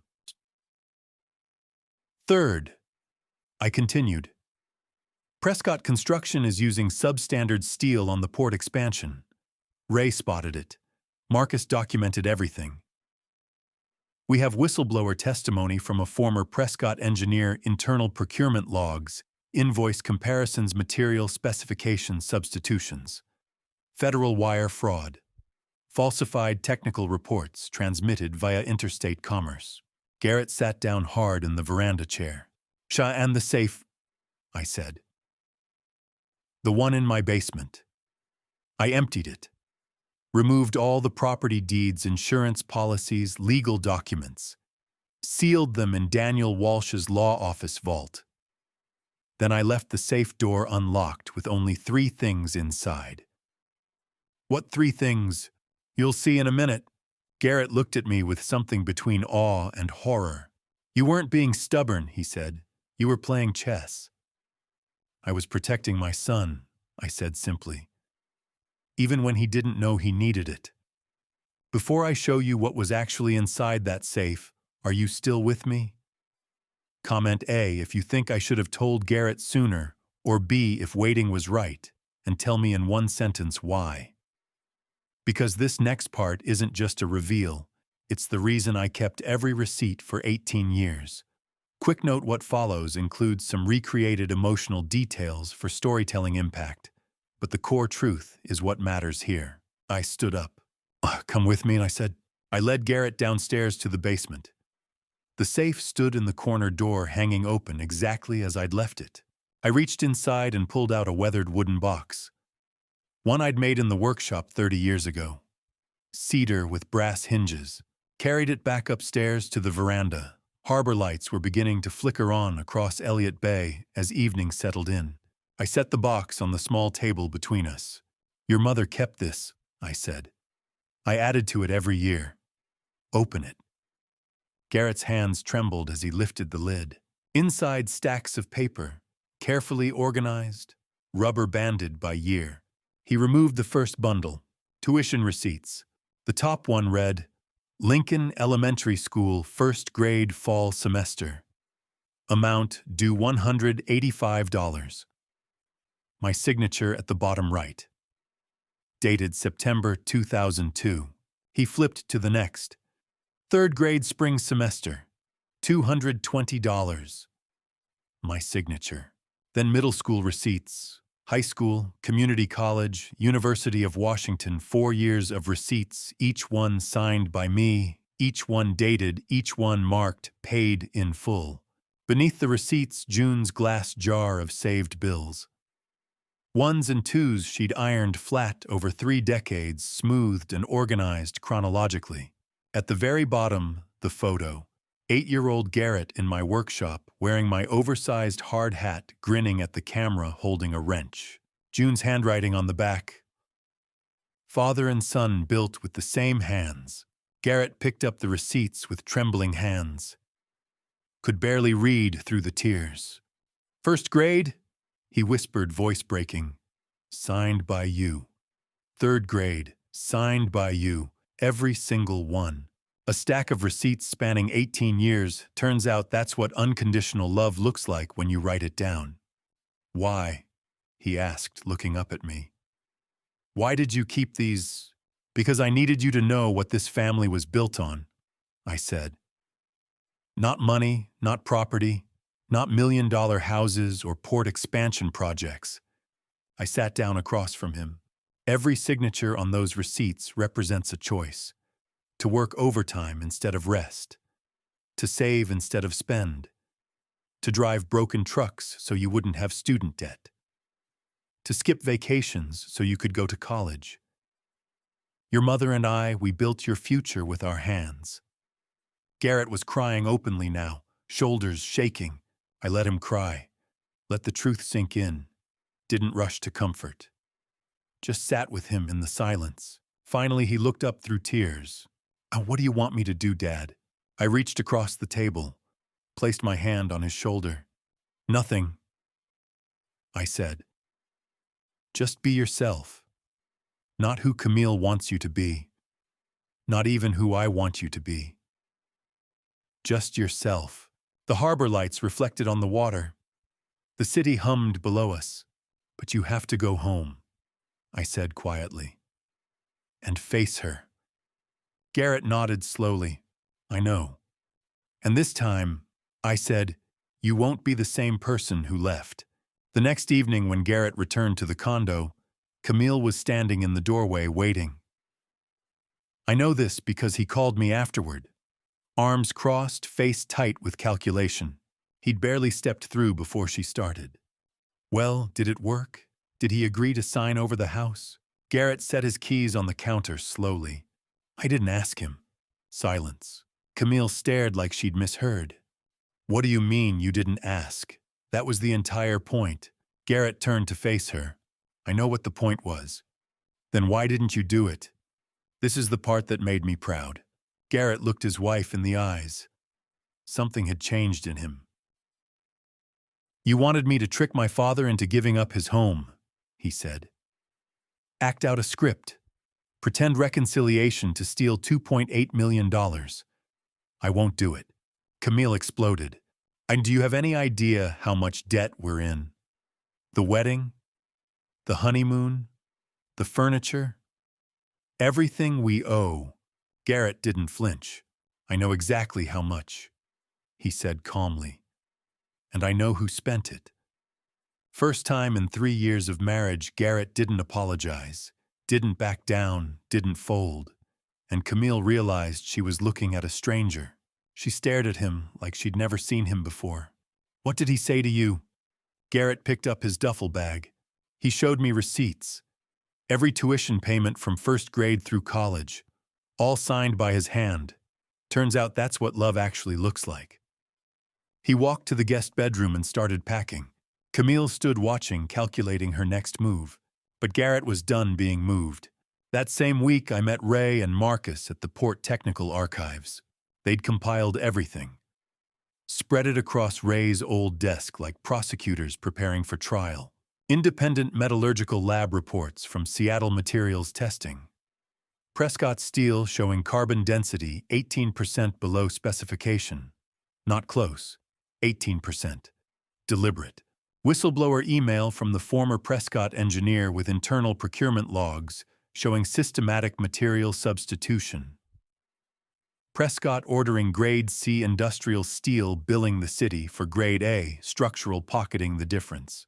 Contract cross-references proving the fraud in black and white. Projected failure timeline showing microfractures within 5 years under operational stress. This is federal wire fraud, Marcus said. Falsified technical specifications via interstate commerce to municipal contracts. This is FBI jurisdiction. I examined every page. 35 years inspecting port machinery taught me to verify details. You're certain about these numbers? I asked Ray. He looked me in the eye. What are 30 years inspecting ship hulls? I know substandard steel when I see it. This will fail. Marcus added, more than enough for federal investigators. FBI would open grand jury investigation immediately. We hand this over, Prescott construction is done. Ray reached for his phone. Should I call them? My hand stopped him. Hold it. Don't submit yet. Wait for my signal. Ray and Marcus exchanged confused looks. Harold, Marcus said. This is ironclad. Federal crime. Documented fraud. Public safety risk. Why wait? Because timing matters. Ray set his phone down. What are you waiting for now? I walked to the window overlooking the port expansion site. Could see Prescott's fraudulent steel being installed right now. Cranes moving, workers welding, building infrastructure that would fail in 5 years. But we documented everything. Sunset was turning Elliott Bay gold. For them to walk into my house themselves, I said. Ray stared at me. What? The safe in my basement is unlocked. Property deeds are gone secured in Daniel's vault. But Camille doesn't know that. She thinks those deeds are still in my house. She thinks if she can just get inside, she can find what she needs. Marcus was catching on. You want her to break in? But I want her to incriminate herself. Wire fraud evidence is one thing. But breaking and entering documented on security camera, that's personal. That's prosecutable. That makes a federal case even stronger. 35 years working port machinery teaches you patience. Good traps don't need bait. They just need you to wait for prey to walk in on their own. You're still playing chess, Ray said slowly. I'm protecting my son and making sure Camille can't hurt anyone else's family the way she tried to hurt mine. I turned from the window. Oh, when we submit this evidence, it needs to be complete. Wire fraud, break-in, the whole picture. So when FBI opens their investigation, Prescott Construction doesn't just lose a contract. They lose everything. Marcus nodded slowly. How long do we wait? No, not long. Garrett just refused to execute her manipulation script. She's desperate. running out of options. She'll make a move soon. Ray looked at me for a long moment. You really think she'll break into your house? I thought about the unlocked safe, the tuition receipts inside, the surveillance camera I'd installed last week pointing directly at that basement door. I think she's desperate enough to try anything, and I think we should be ready when she does. Ray and Marcus stared at me like I was crazy. They had ironclad evidence of federal fraud ready to hand over to FBI, and I was telling them to wait. For what? Ray demanded. I watched the sunset through the archive window. Thought about Camille's pattern. Force hadn't worked. Legal pressure hadn't worked. Public smear campaign hadn't worked. Manipulation through Garrett had just failed. She had one move left. For them to walk into my house themselves, I said again. I didn't have to wait long. Her voice came through my phone like honey, the same woman who'd sent cops to my door now calling me Dad again. Harold, Camille said. Warm, concerned, like we were family. I've been thinking about you. Living alone in that big house. It must be lonely. I was sitting in my kitchen. Evening, the same table where June and I had eaten dinner every night for 30 years. I'm doing fine, Camille, I said. I know things have been difficult. Between us. Between you and Garrett. I've been talking with him, and we both feel terrible about how everything happened. I said nothing. Let her talk. That's actually why I'm calling, she continued. Garrett and I have been discussing your situation. The house, the property. We want to help. Help how? Well, we've come up with a solution that we think protects everyone. You'd transfer the title to Garrett just on paper for estate planning purposes. But you'd keep a life estate. You'd live there as long as you want.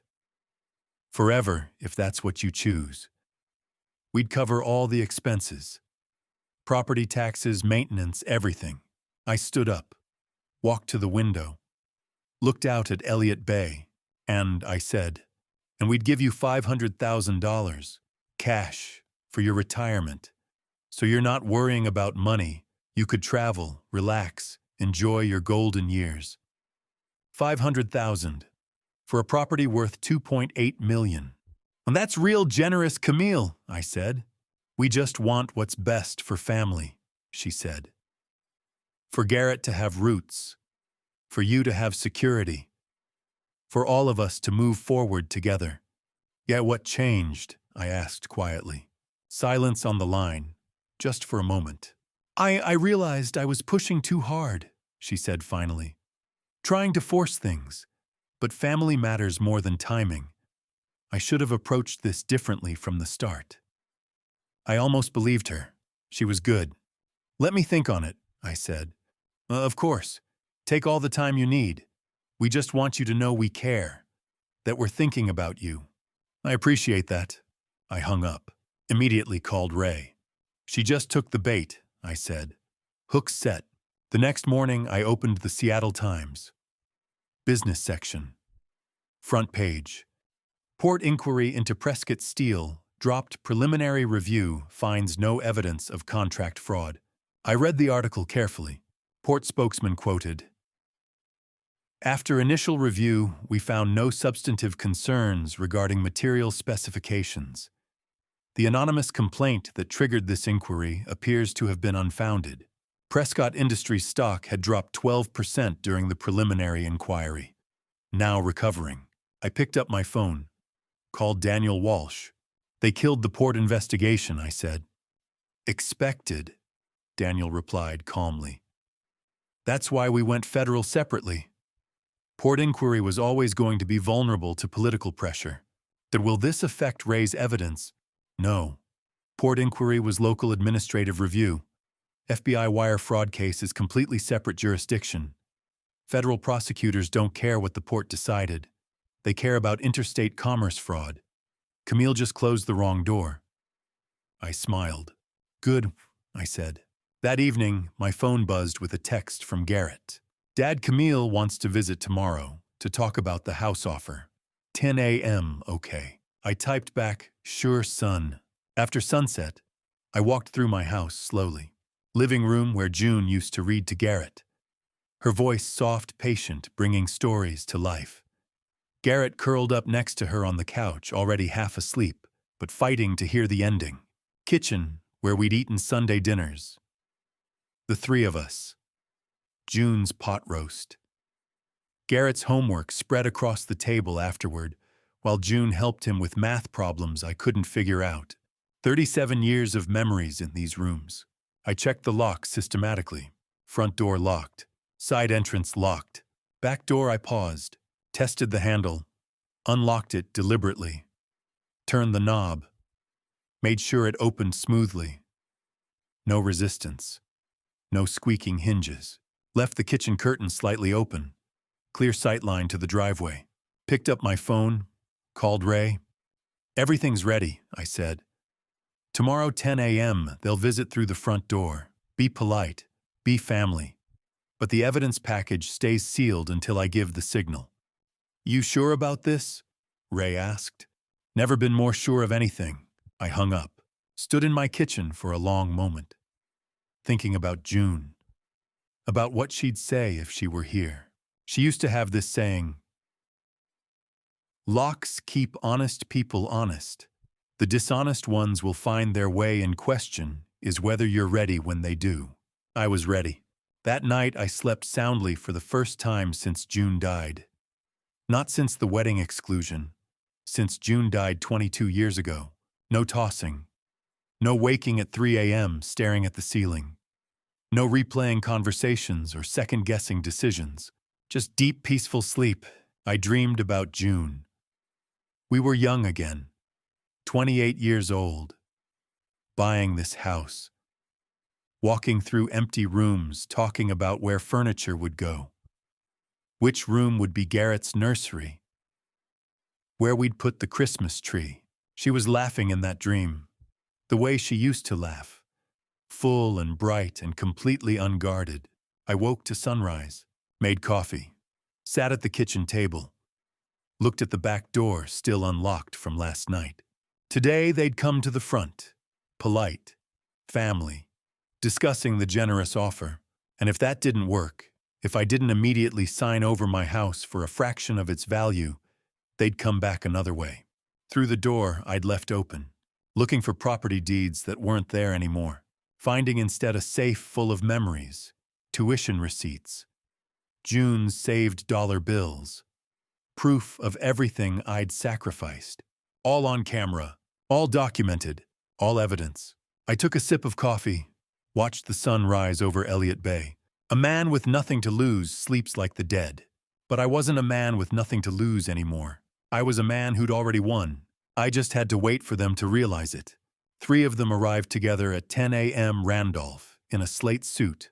Lenora in cashmere camille, between them like a general flanked by cavalry. I watched through the security camera I'd installed last week. Watched from my phone while sitting in my truck 3 blocks away. Not at the lake. Not fishing with Ray. Just waiting. At 9:55 I drove back. Parked in the driveway. Walked inside and made coffee. Left the front door unlocked. I opened the door before they knocked. "I, Harold," Randolph said, extending his hand. Firm grip. Business grip. "Thank you for seeing us." Lenora walked past me into the living room, looking around with that particular expression wealthy people wear when they're slumming. "This house has character," she said, running a finger along June's bookshelf. "But a man of your background shouldn't be tied down to an old house. You should be free to enjoy your retirement." I poured tea, set out cups. Watched Camille's eyes dart around the room. They landed on the safe in the corner. Door slightly ajar exactly as I'd left it. Randolph placed a folder on my coffee table. Property transfer agreement. I opened it. Read every page slowly while they waited. Title transfer to Garrett Winslow. Underlying beneficial interest to Prescott Real Estate, LLC. Life estate for Harold Winslow with full residency rights. $500,000 cash consideration. The terms are generous, Harold Randolph said. Life estate means you live here as long as you want. We cover all expenses. You get $500,000 cash for your retirement. Everyone wins. I set the papers down. I'll need time to review this with my attorney, I said calmly. These things shouldn't be rushed. Camille's jaw tightened. Lenora's smile froze. Of course, Randolph said smoothly. Take all the time you need. They left 20 minutes later. 2 days after that, I made sure Garrett knew I'd be out. Going fishing with Ray, I told him on the phone. Be gone most of the afternoon, back around 5. That sounds nice, Dad, he said. I hung up, waited. Knew he'd mention it to Camille. Knew she'd been waiting for exactly this opportunity. I left through the front door, waved to Mrs. Patterson across the street, got in my truck, drove 3 blocks, parked, pulled out my phone and opened the security camera app. Backdoor camera, living room camera, basement camera, all recording. I waited 1 hour. Then I watched them arrive. Camille dragging Garrett through my back door, the one I'd left unlocked. Her hand tight on his arm, his face uncertain, hesitant. He's gone for hours, Camille hissed. The deeds have to be here somewhere. Check the desk, check the cabinets, check everything. She tore through my living room like a storm, pulling out drawers, rifling through papers. Garrett stood frozen near the door. Help me, she snapped. He moved slowly, checking a drawer. His heart wasn't in it. I could see that even through the camera. Then Camille's elbow hit the small wooden stand by the window. June's vase teetered, fell. The sound came through my phone speaker, not a crash, but a crack. Then the rainfall scatter of ceramic pieces across oak hardwood, each fragment singing its own small death note. Garrett froze completely, stared at the blue-glazed shards spreading across the floor. Forget that trash, Camille snarled. Keep looking. But Garrett didn't move, just stared at the broken pottery. Then he knelt, picked up pieces with his bare hands. Careful, gentle, like he could put it back together if he was delicate enough. A sharp edge cut his palm. Blood welled up, mixed with the clay dust. He didn't seem to notice. Oh, Garrett, Camille screamed. Stop wasting time. She left him there, rushed to the safe, yanked the door fully open. I watched her face change from triumph to confusion to fury. No property deeds, no insurance policies, no legal documents, just a wooden box, stack of papers, small bundle of June's saved dollar bills. She grabbed the box, threw it down. Just old paper trash, the receipts scattered across the floor like leaves. Tuition receipts, 18 years of them. First grade through college graduation.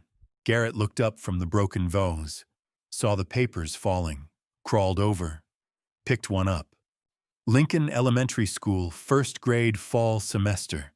Amount paid $185. Signature Harold Winslow. Date September 9th, 2002. He picked up another. Washington State University senior year spring semester.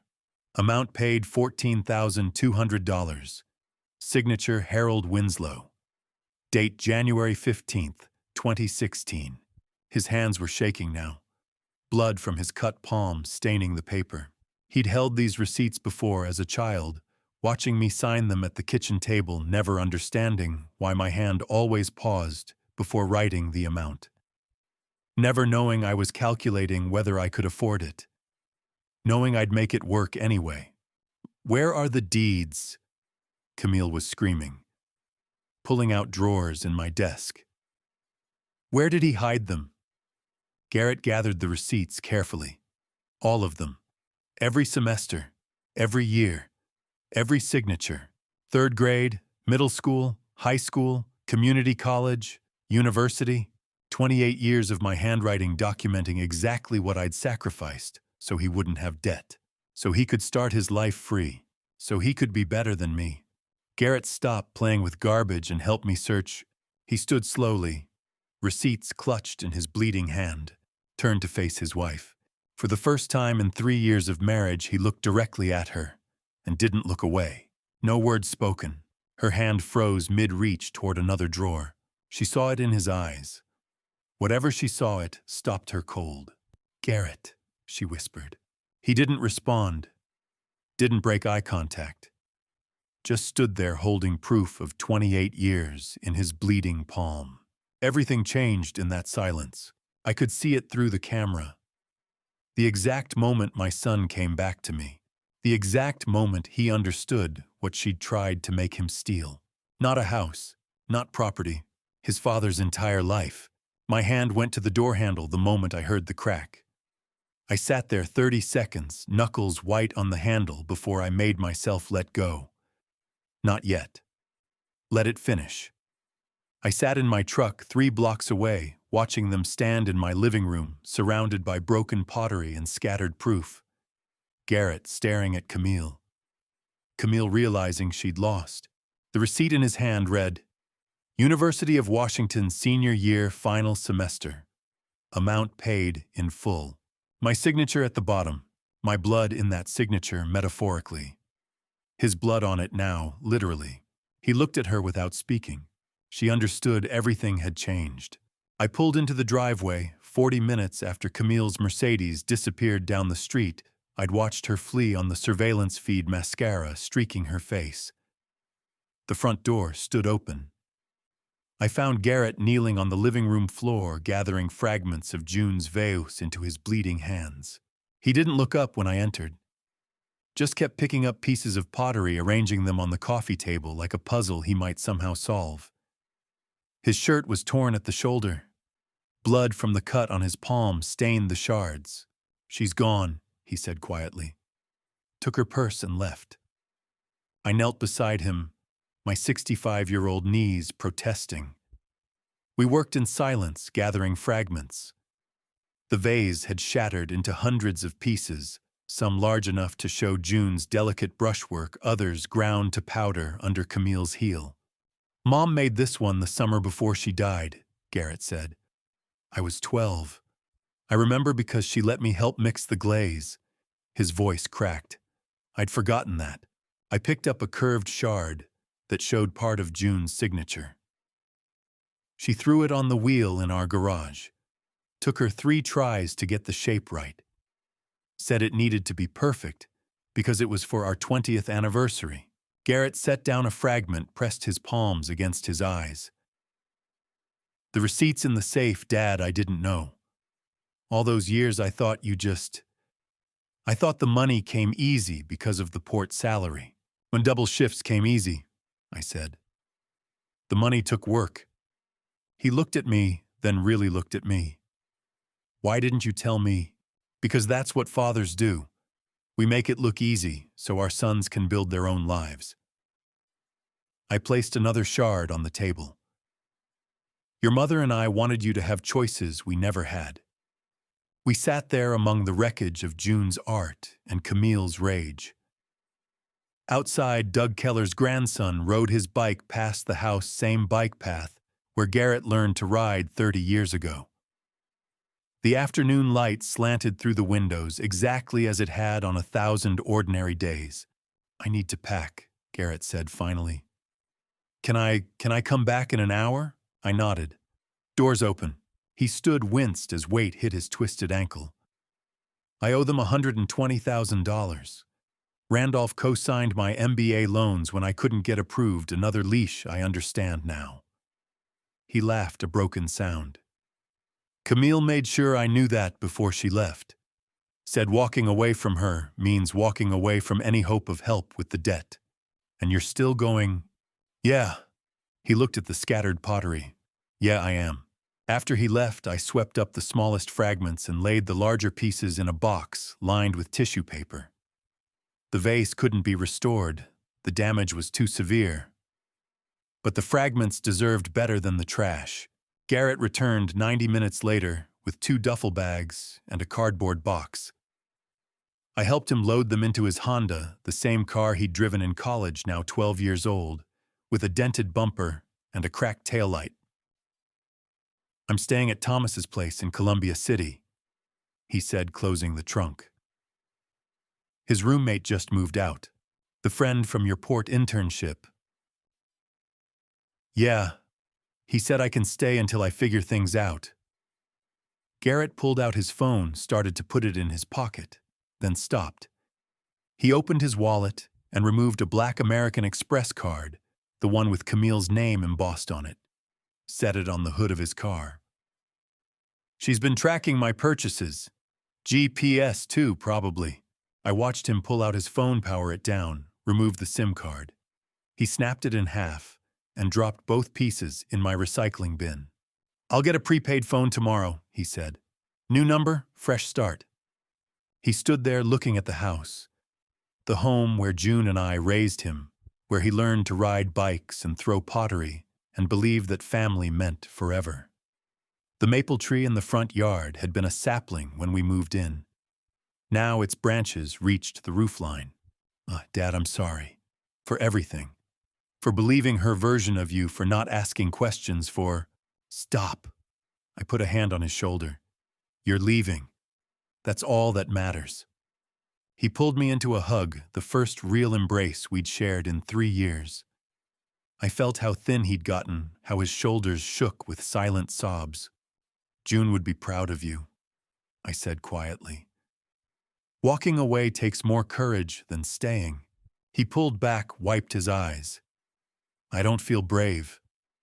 I feel like I'm walking away from everything. Sometimes that's what bravery looks like.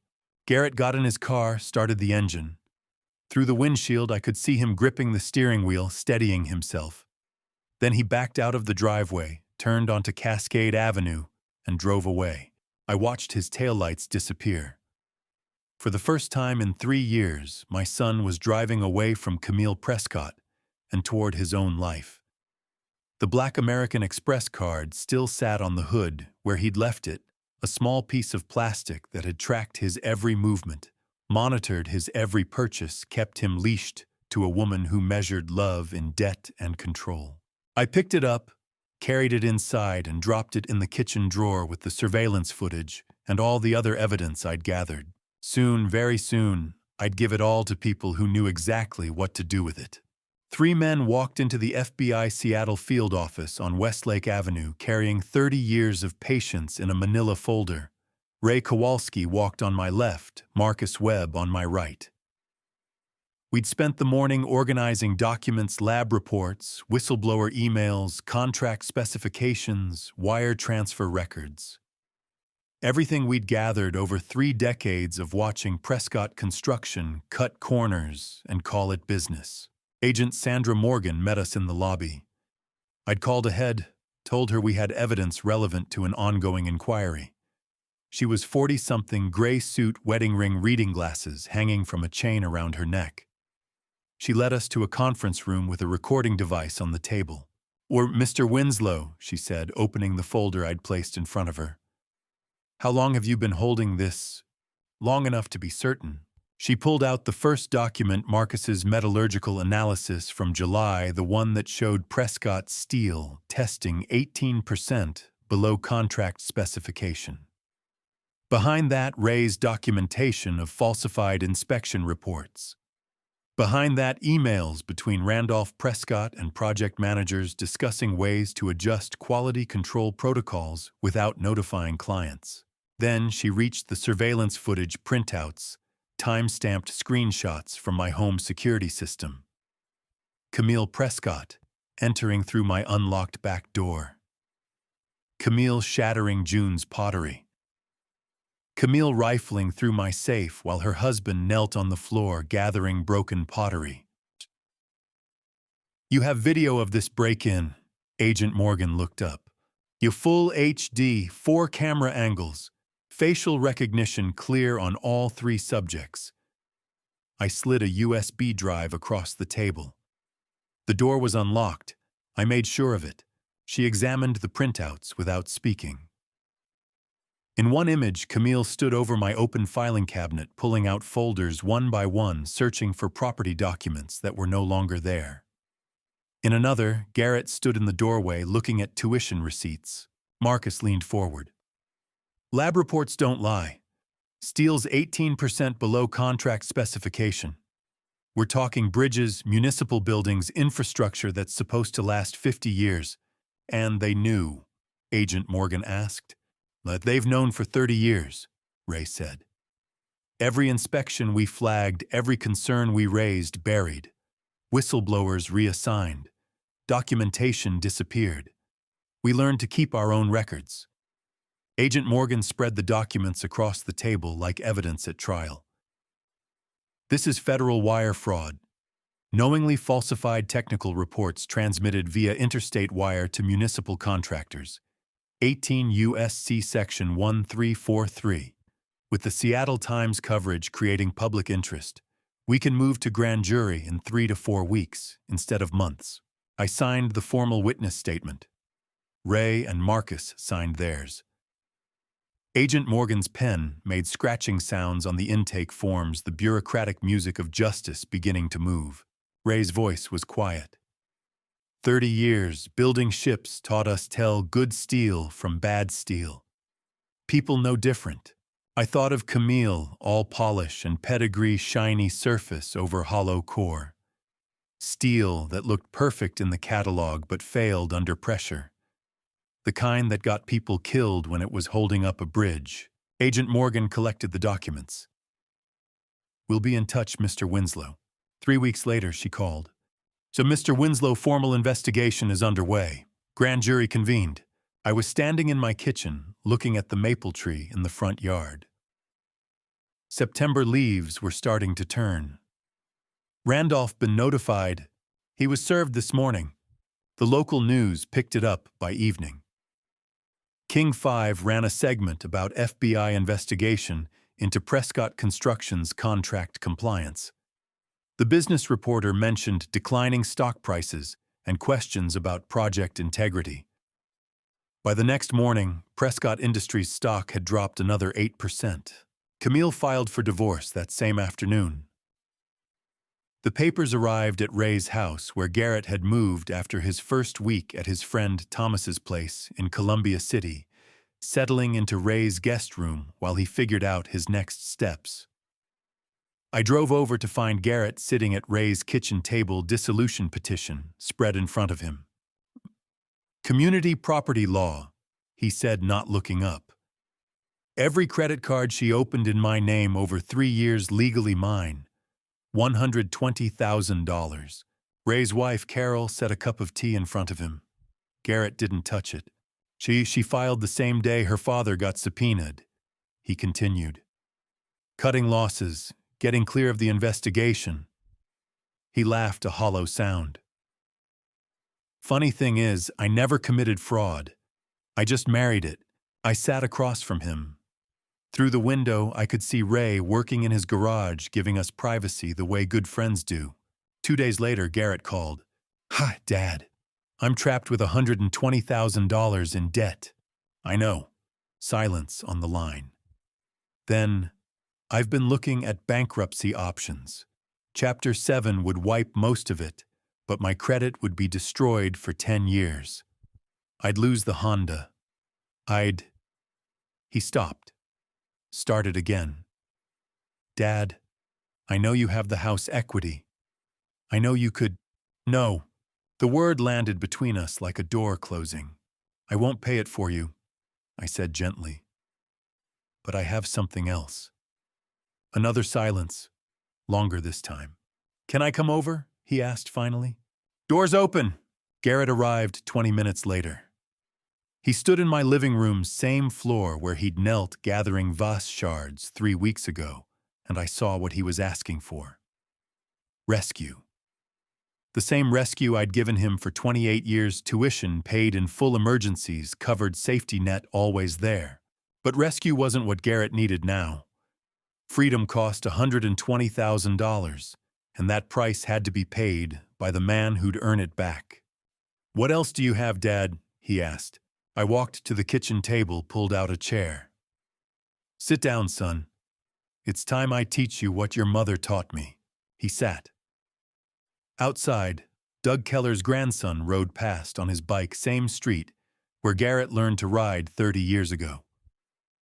The afternoon light slanted through windows that had framed 1,000 ordinary days. What I had to give him wasn't money. It was something June Winslow had built 30 years ago, and I'd protected ever since. The knock came at 11 sharp, hesitant, then sharp again, like someone trying to decide between knocking and walking away. I looked through the peephole. Garrett stood on my porch in the rain, soaked through hair plastered to his forehead. He was carrying something heavy, a rectangular shape clutched against his chest. I opened the door wide. He stepped into the light, and I saw what he held, the old mechanical toolbox I'd given him when he was 10 years old. Red paint faded to pink handle worn smooth from a child's grip, latches still working after 18 years. He must have found it in his old room when he came back to gather the vase pieces. Get inside," I said, reaching for the toolbox. It was heavier than I remembered. He'd kept tools in it all these years. "Take warm shower first." He handed over the toolbox without speaking. Water dripped from his jacket onto the hardwood floor June and I had refinished 30 years ago. I set the toolbox carefully by the door, exactly where it used to sit when Garrett was young and came to help me fix things on weekends. I put the kettle on the stove, pulled a clean towel from the linen closet, set it on the bathroom counter. Didn't ask why he'd come at 11. Didn't ask why he was standing in October rain holding a toolbox from childhood. Some questions answer themselves if you wait. Garrett emerged 20 minutes later, wearing my old Seahawks sweatshirt, the one that was too big on him in high school, and fit him now. He sat at the kitchen table. I poured tea, chamomile, June's favorite, the box still in the cupboard after 16 years. We sat in silence. Outside, rain drummed against the windows. Doug Keller's porch light flickered off. Midnight crept closer. "I remembered something tonight," Garrett said finally. "You gave me that toolbox the summer I turned 10. Said every man needs to know how to fix what breaks." I nodded. "I forgot that," he continued. "For 3 years with Camille, I forgot a lot of things. You remembered tonight." "Yeah." He looked at his hands. I did. The kettle clicked off. Steam curled toward the ceiling. Neither of us moved to pour it. Next morning, I placed a single key on the kitchen table between us. Garrett looked at it without touching it. Brass, old-fashioned, attached to a wooden tag with my handwriting workshop. "I won't pay off your debt, Garrett." He flinched. But you can use this." I tapped the key. "Workshop out back, where I spent 35 years repairing machinery. You work your software job by day, learn real mechanical trade with me at night. When you pay off every dollar of that debt with your own hands, that's when you'll truly stand on your own feet. Why don't you just help me out?" Garrett's voice was quiet. "You have the equity. You could pay it tomorrow. And because I helped you for 28 years, I said softly. And you saw where that led." The words landed between us like tools on a workbench, heavy, necessary, shaped for a specific purpose. I remembered giving him that toolbox at age 10, watching his small hands try to grip the wrench too big for his fingers, saying, "You'll grow into it, buddy." He'd looked up at me with complete trust, believing I could fix anything. 28 years later, standing in October rain, he'd grown into it. Not the wrench, the understanding that some things can't be fixed by someone else's hands. 3 to 4 years of night work, I continued. Maybe more. Depends how much side repair business we build. But it'll be yours. Every dollar. Garrett stared at the key. "My mother June taught me something," I said. "You can't give a man dignity. He has to build it with his own hands." I stood, walked to the back door. "Come on, I'll show you." We crossed the wet grass to the workshop door. I unlocked it, pushed it open. Morning light spilled across tools organized on pegboard wrenches arranged by size sockets in graduated rows, hammers hanging by weight. Machinery I'd maintained for decades lined the walls, drill press belt, sander welding equipment lathe that still worked like the day I bought it in 1989. In the corner sat an old wooden chair, the one where June used to sit reading while I worked back when she was alive. And our biggest worry was whether Garrett would get into his first choice college. The workshop smelled like metal and oil and 35 years of fixing things that broke. This was where I came after June died, where I rebuilt furniture when I couldn't rebuild my marriage to wholeness, where I taught our daughter-in-law's name used to be spoken with love before she showed her true steel content. On June taught you can't give dignity, I repeated. You build it. Every evening after dinner you come here. I'll teach you what I know. Garrett walked slowly through the space, running his hand along the workbench June had helped me sand smooth, looking at the pegboard where every tool had its place, and returned there when the job was done. You really think I can do this? He asked. I know you can. Question is whether you will. He turned to face me. It's going to take years. Yes. Camille spent that money in 3 years. It'll take me 3 or 4 to pay it back. That's usually how it works, I said. Destruction's fast. Building takes time. We walked back to the kitchen. The key still sat on the table where I'd left it, morning sun, catching the brass and making it glow like something valuable. I poured coffee, waited. Garrett reached across the table. His fingers closed around the key, cold brass warming against his palm. Now it won't be easy, I said. 3, maybe 4 years of night work. But it'll be yours. Every dollar you pay back, you'll know you earned it. That's worth more than anything I could give you. I'll do it. The words were simple, declarative, no hesitation. I know, I said. Garrett closed his fist around the workshop key. His hand didn't shake.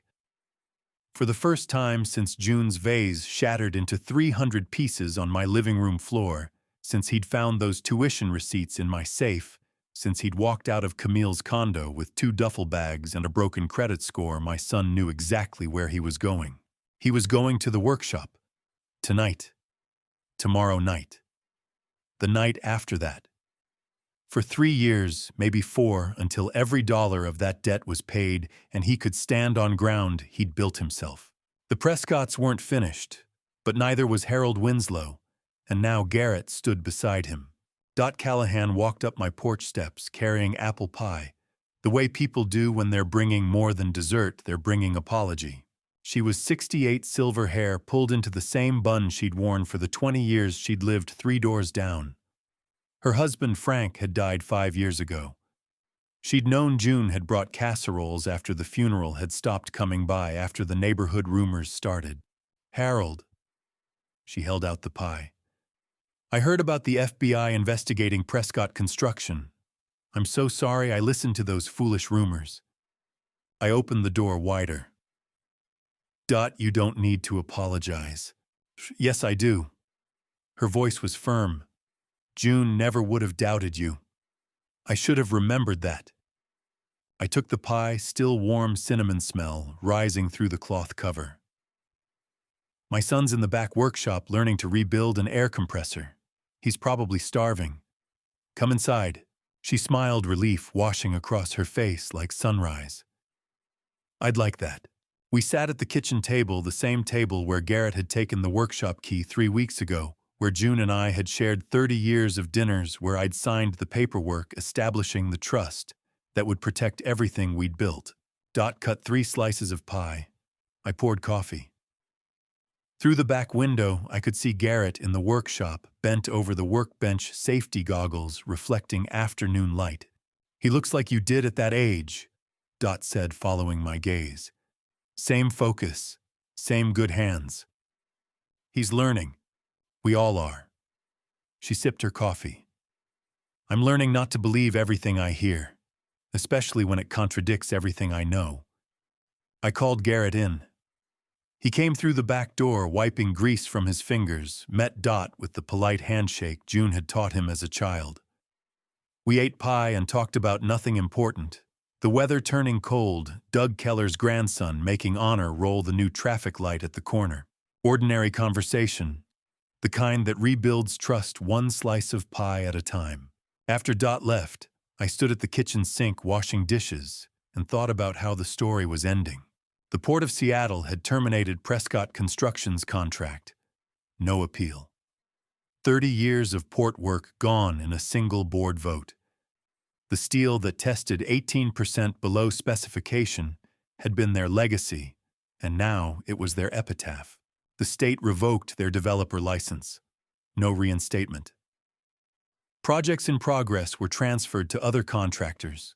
The Prescott name disappeared from bid lists like it had never been there. Camille was subpoenaed as a party of interest in the wire fraud investigation. Federal charges were pending. Her divorce from Garrett finalized in record time. She wanted distance from the investigation, and the judge was happy to grant it along with the debt she'd assigned to my son's name, and my house safe in the June Winslow Memorial Maritime Trust, established 2 months ago after I received the city's acquisition notice. Daniel Walsh had filed it the same week. Recorded at King County. Done. The trust owned the property. I was the trustee. Garrett was the beneficiary. No quitclaim deed could touch it. No legal maneuvering could threaten it. It belonged to June's memory, and I'd made damn sure it would stay that way. The Prescotts had spent months plotting to steal something that was never vulnerable in the first place. Dot's pie wasn't just apology, it was the neighborhood remembering who I really was. Trust doesn't break all at once, and it doesn't rebuild all at once either. One pie, one conversation, one remembered truth at a time. June used to say that community was like pottery. It could crack, but still hold water if you cared for the cracks properly. She'd been right about that, like she'd been right about most things. The knock came at 2:30. I looked through the peephole expecting Doug Keller or the mail carrier. Instead, Randolph Prescott stood on my porch alone. No lawyers, no expensive suit. Just an old man in a cardigan who looked 10 years older than the last time I'd seen him. I opened the door. Mr. Winslow. His voice was quiet. I know there's nothing I can say to apologize for what my family did. But I needed to try anyway. I stepped aside. Come in. We sat in the living room, same room, where Garrett had gathered fragments of June's vase, where I'd watched surveillance footage of Camille's break-in, where 30 years of living had happened in the spaces between catastrophe. I poured tea, waited. She, my daughter. Randolph stared into his cup. I taught her image was everything. Status, connections, wedding photos in the society pages. I thought I was preparing her for success. Instead, I taught her substance didn't matter, as long as the surface looked perfect. He set down the cup with shaking hands. I built an empire on reputation and forgot to teach character. Camille learned what I taught appears successful, and success will follow. She married Garrett because he had the right degree. The right background looked right in photographs. His voice cracked. She never loved him. I don't think she knows how. I listened the way June taught me to listen, without interrupting, without judgment, letting truth find its own words. Garrett is a good man, Randolph continued. We almost ruined him. He isn't ruined, I said. He's outside learning to inspect industrial bearings. Randolph looked toward the back window. You're teaching him manual labor. I'm teaching him that dignity comes from honest work, not from whose name is on your business card. What does justice look like? Not Randolph in handcuffs, but Randolph sitting in my living room, realizing he'd built an empire on sand while I'd built a sun on bedrock. That recognition, seeing the difference between what he'd valued and what actually mattered, hurt more than any verdict a jury could deliver. And I am truly sorry, Mr. Winslow. Randolph stood, extended his hand. I shook it. Firm grip, eye contact, the kind of handshake that seals understanding even when forgiveness isn't quite ready. He walked to the door, paused. The FBI investigation. I won't fight it. What we did was wrong. I'll accept whatever comes. I nodded once. Didn't need to say anything more. I stood in the doorway, watching his car disappear down Cascade Avenue, expensive sedan that cost more than most people's annual salary, driven by a man who'd lost everything that mattered while chasing everything that didn't. Then I turned toward the backyard workshop. Garrett stood at the workbench waiting to learn the next lesson. "Garrett," I called. "Come here, let me show you how to align a drive shaft." The past was settled.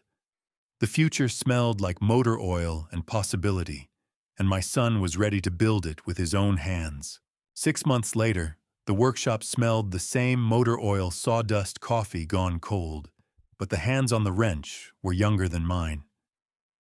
Garrett torqued bolts in the star pattern I'd taught him, alternating to distribute pressure evenly. He'd stopped rushing. "Measure twice, cut once," I said. 1,000 times, Dad. You'll say it 1,000 more. November cold pressed through the walls, but the space heater held. Debts at 67,000. Halfway, 53,000 paid. Software by day, repair work by night. Dollar by dollar. Ray arrived at dusk, 2 knocks walking in. "Boy's got good hands, Harold. Runs in the blood. June would be proud." Yeah. The 3 of us walked to Elliott Bay as the sun dropped behind the Olympics. Container ships moved through the lanes, same ones I'd kept running 35 years. We sat on the pier bench in silence. 3 men who'd worked with their hands watching commerce turn. The water broke city lights into scattered gold, like seams in ceramic, like cracks that chose to heal. Back at the house, I set the vase on the kitchen table. Garrett had last seen it, shattered, knelt gathering pieces while blood from his palm stained the shards. He knew what Camille had done. He hadn't seen what I'd done with what remained. Gold lacquer ran through the rebuilt vase like veins, gleaming seams, tracing every crack, every place rage had tried to erase 32 years of June's work. Garrett turned it under the lamp. "Where did you learn this? YouTube. 2 in the morning. It's called kintsugi," I said. "Japanese technique. Instead of hiding damage, you fill the cracks with gold. Something broken and repaired becomes more valuable than something that never broke." He traced a seam. "More beautiful than before. That's the point. You're not talking about the vase." "No. Mom would have loved this. She taught me the idea before it had a name. Breaking wasn't failure. Staying broken was. Dad, your Navy suit. Still have it in the closet. Never worn once. Someday I want you to wear it. When I've done something worthy. Every night you come back is worthy." "No." He shook his head. "Something that proves I understood." I didn't argue. A man needs something to work toward. Later I stood on the veranda overlooking Elliott Bay. Same harbor. Same city where I'd raised a son, buried a wife, learned that home isn't property. It's ground you choose to defend. People ask if I regret any of it. The dollar, the locks, refusing to pay his debt. Not one. Not because I won, though the Prescotts lost their empire and justice moved slow and certain. I don't regret it because for the first time in years, I wasn't afraid to stand for what was right. The workshop light was still on. My son's Honda sat in the driveway where it would be every evening for the next 3 years until every dollar was paid, and he stood on ground he'd built himself. That was more than enough for me. And to you listening to my story, remember this. For years I wondered if I was doing the right thing. Refusing to pay Garrett's debt felt cruel in the moment.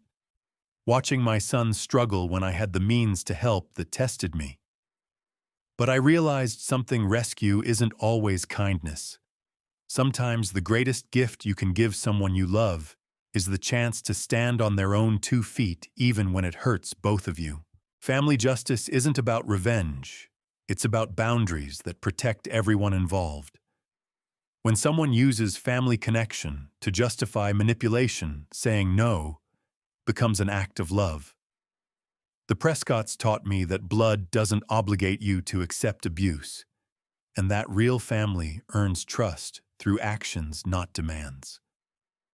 I believe God gives us these trials to show us what we're made of, not to break us, but to reveal the strength we didn't know we had. True family justice means holding people accountable while keeping your own dignity intact. If this story resonated with you, I'd love to hear your thoughts in the comments below. Have you ever faced a moment where saying no to family was the right choice? Share this video with someone who might need to hear it. And if you believe in stories about standing your ground with dignity, please subscribe to Wise Revenge. There are more stories like mine waiting for you. Thank you for staying until the very end. Your time means more than you know. A final reminder, some details in this story have been fictionalized for storytelling purposes, but the lesson remains true: family justice is possible when you stand firm in your worth.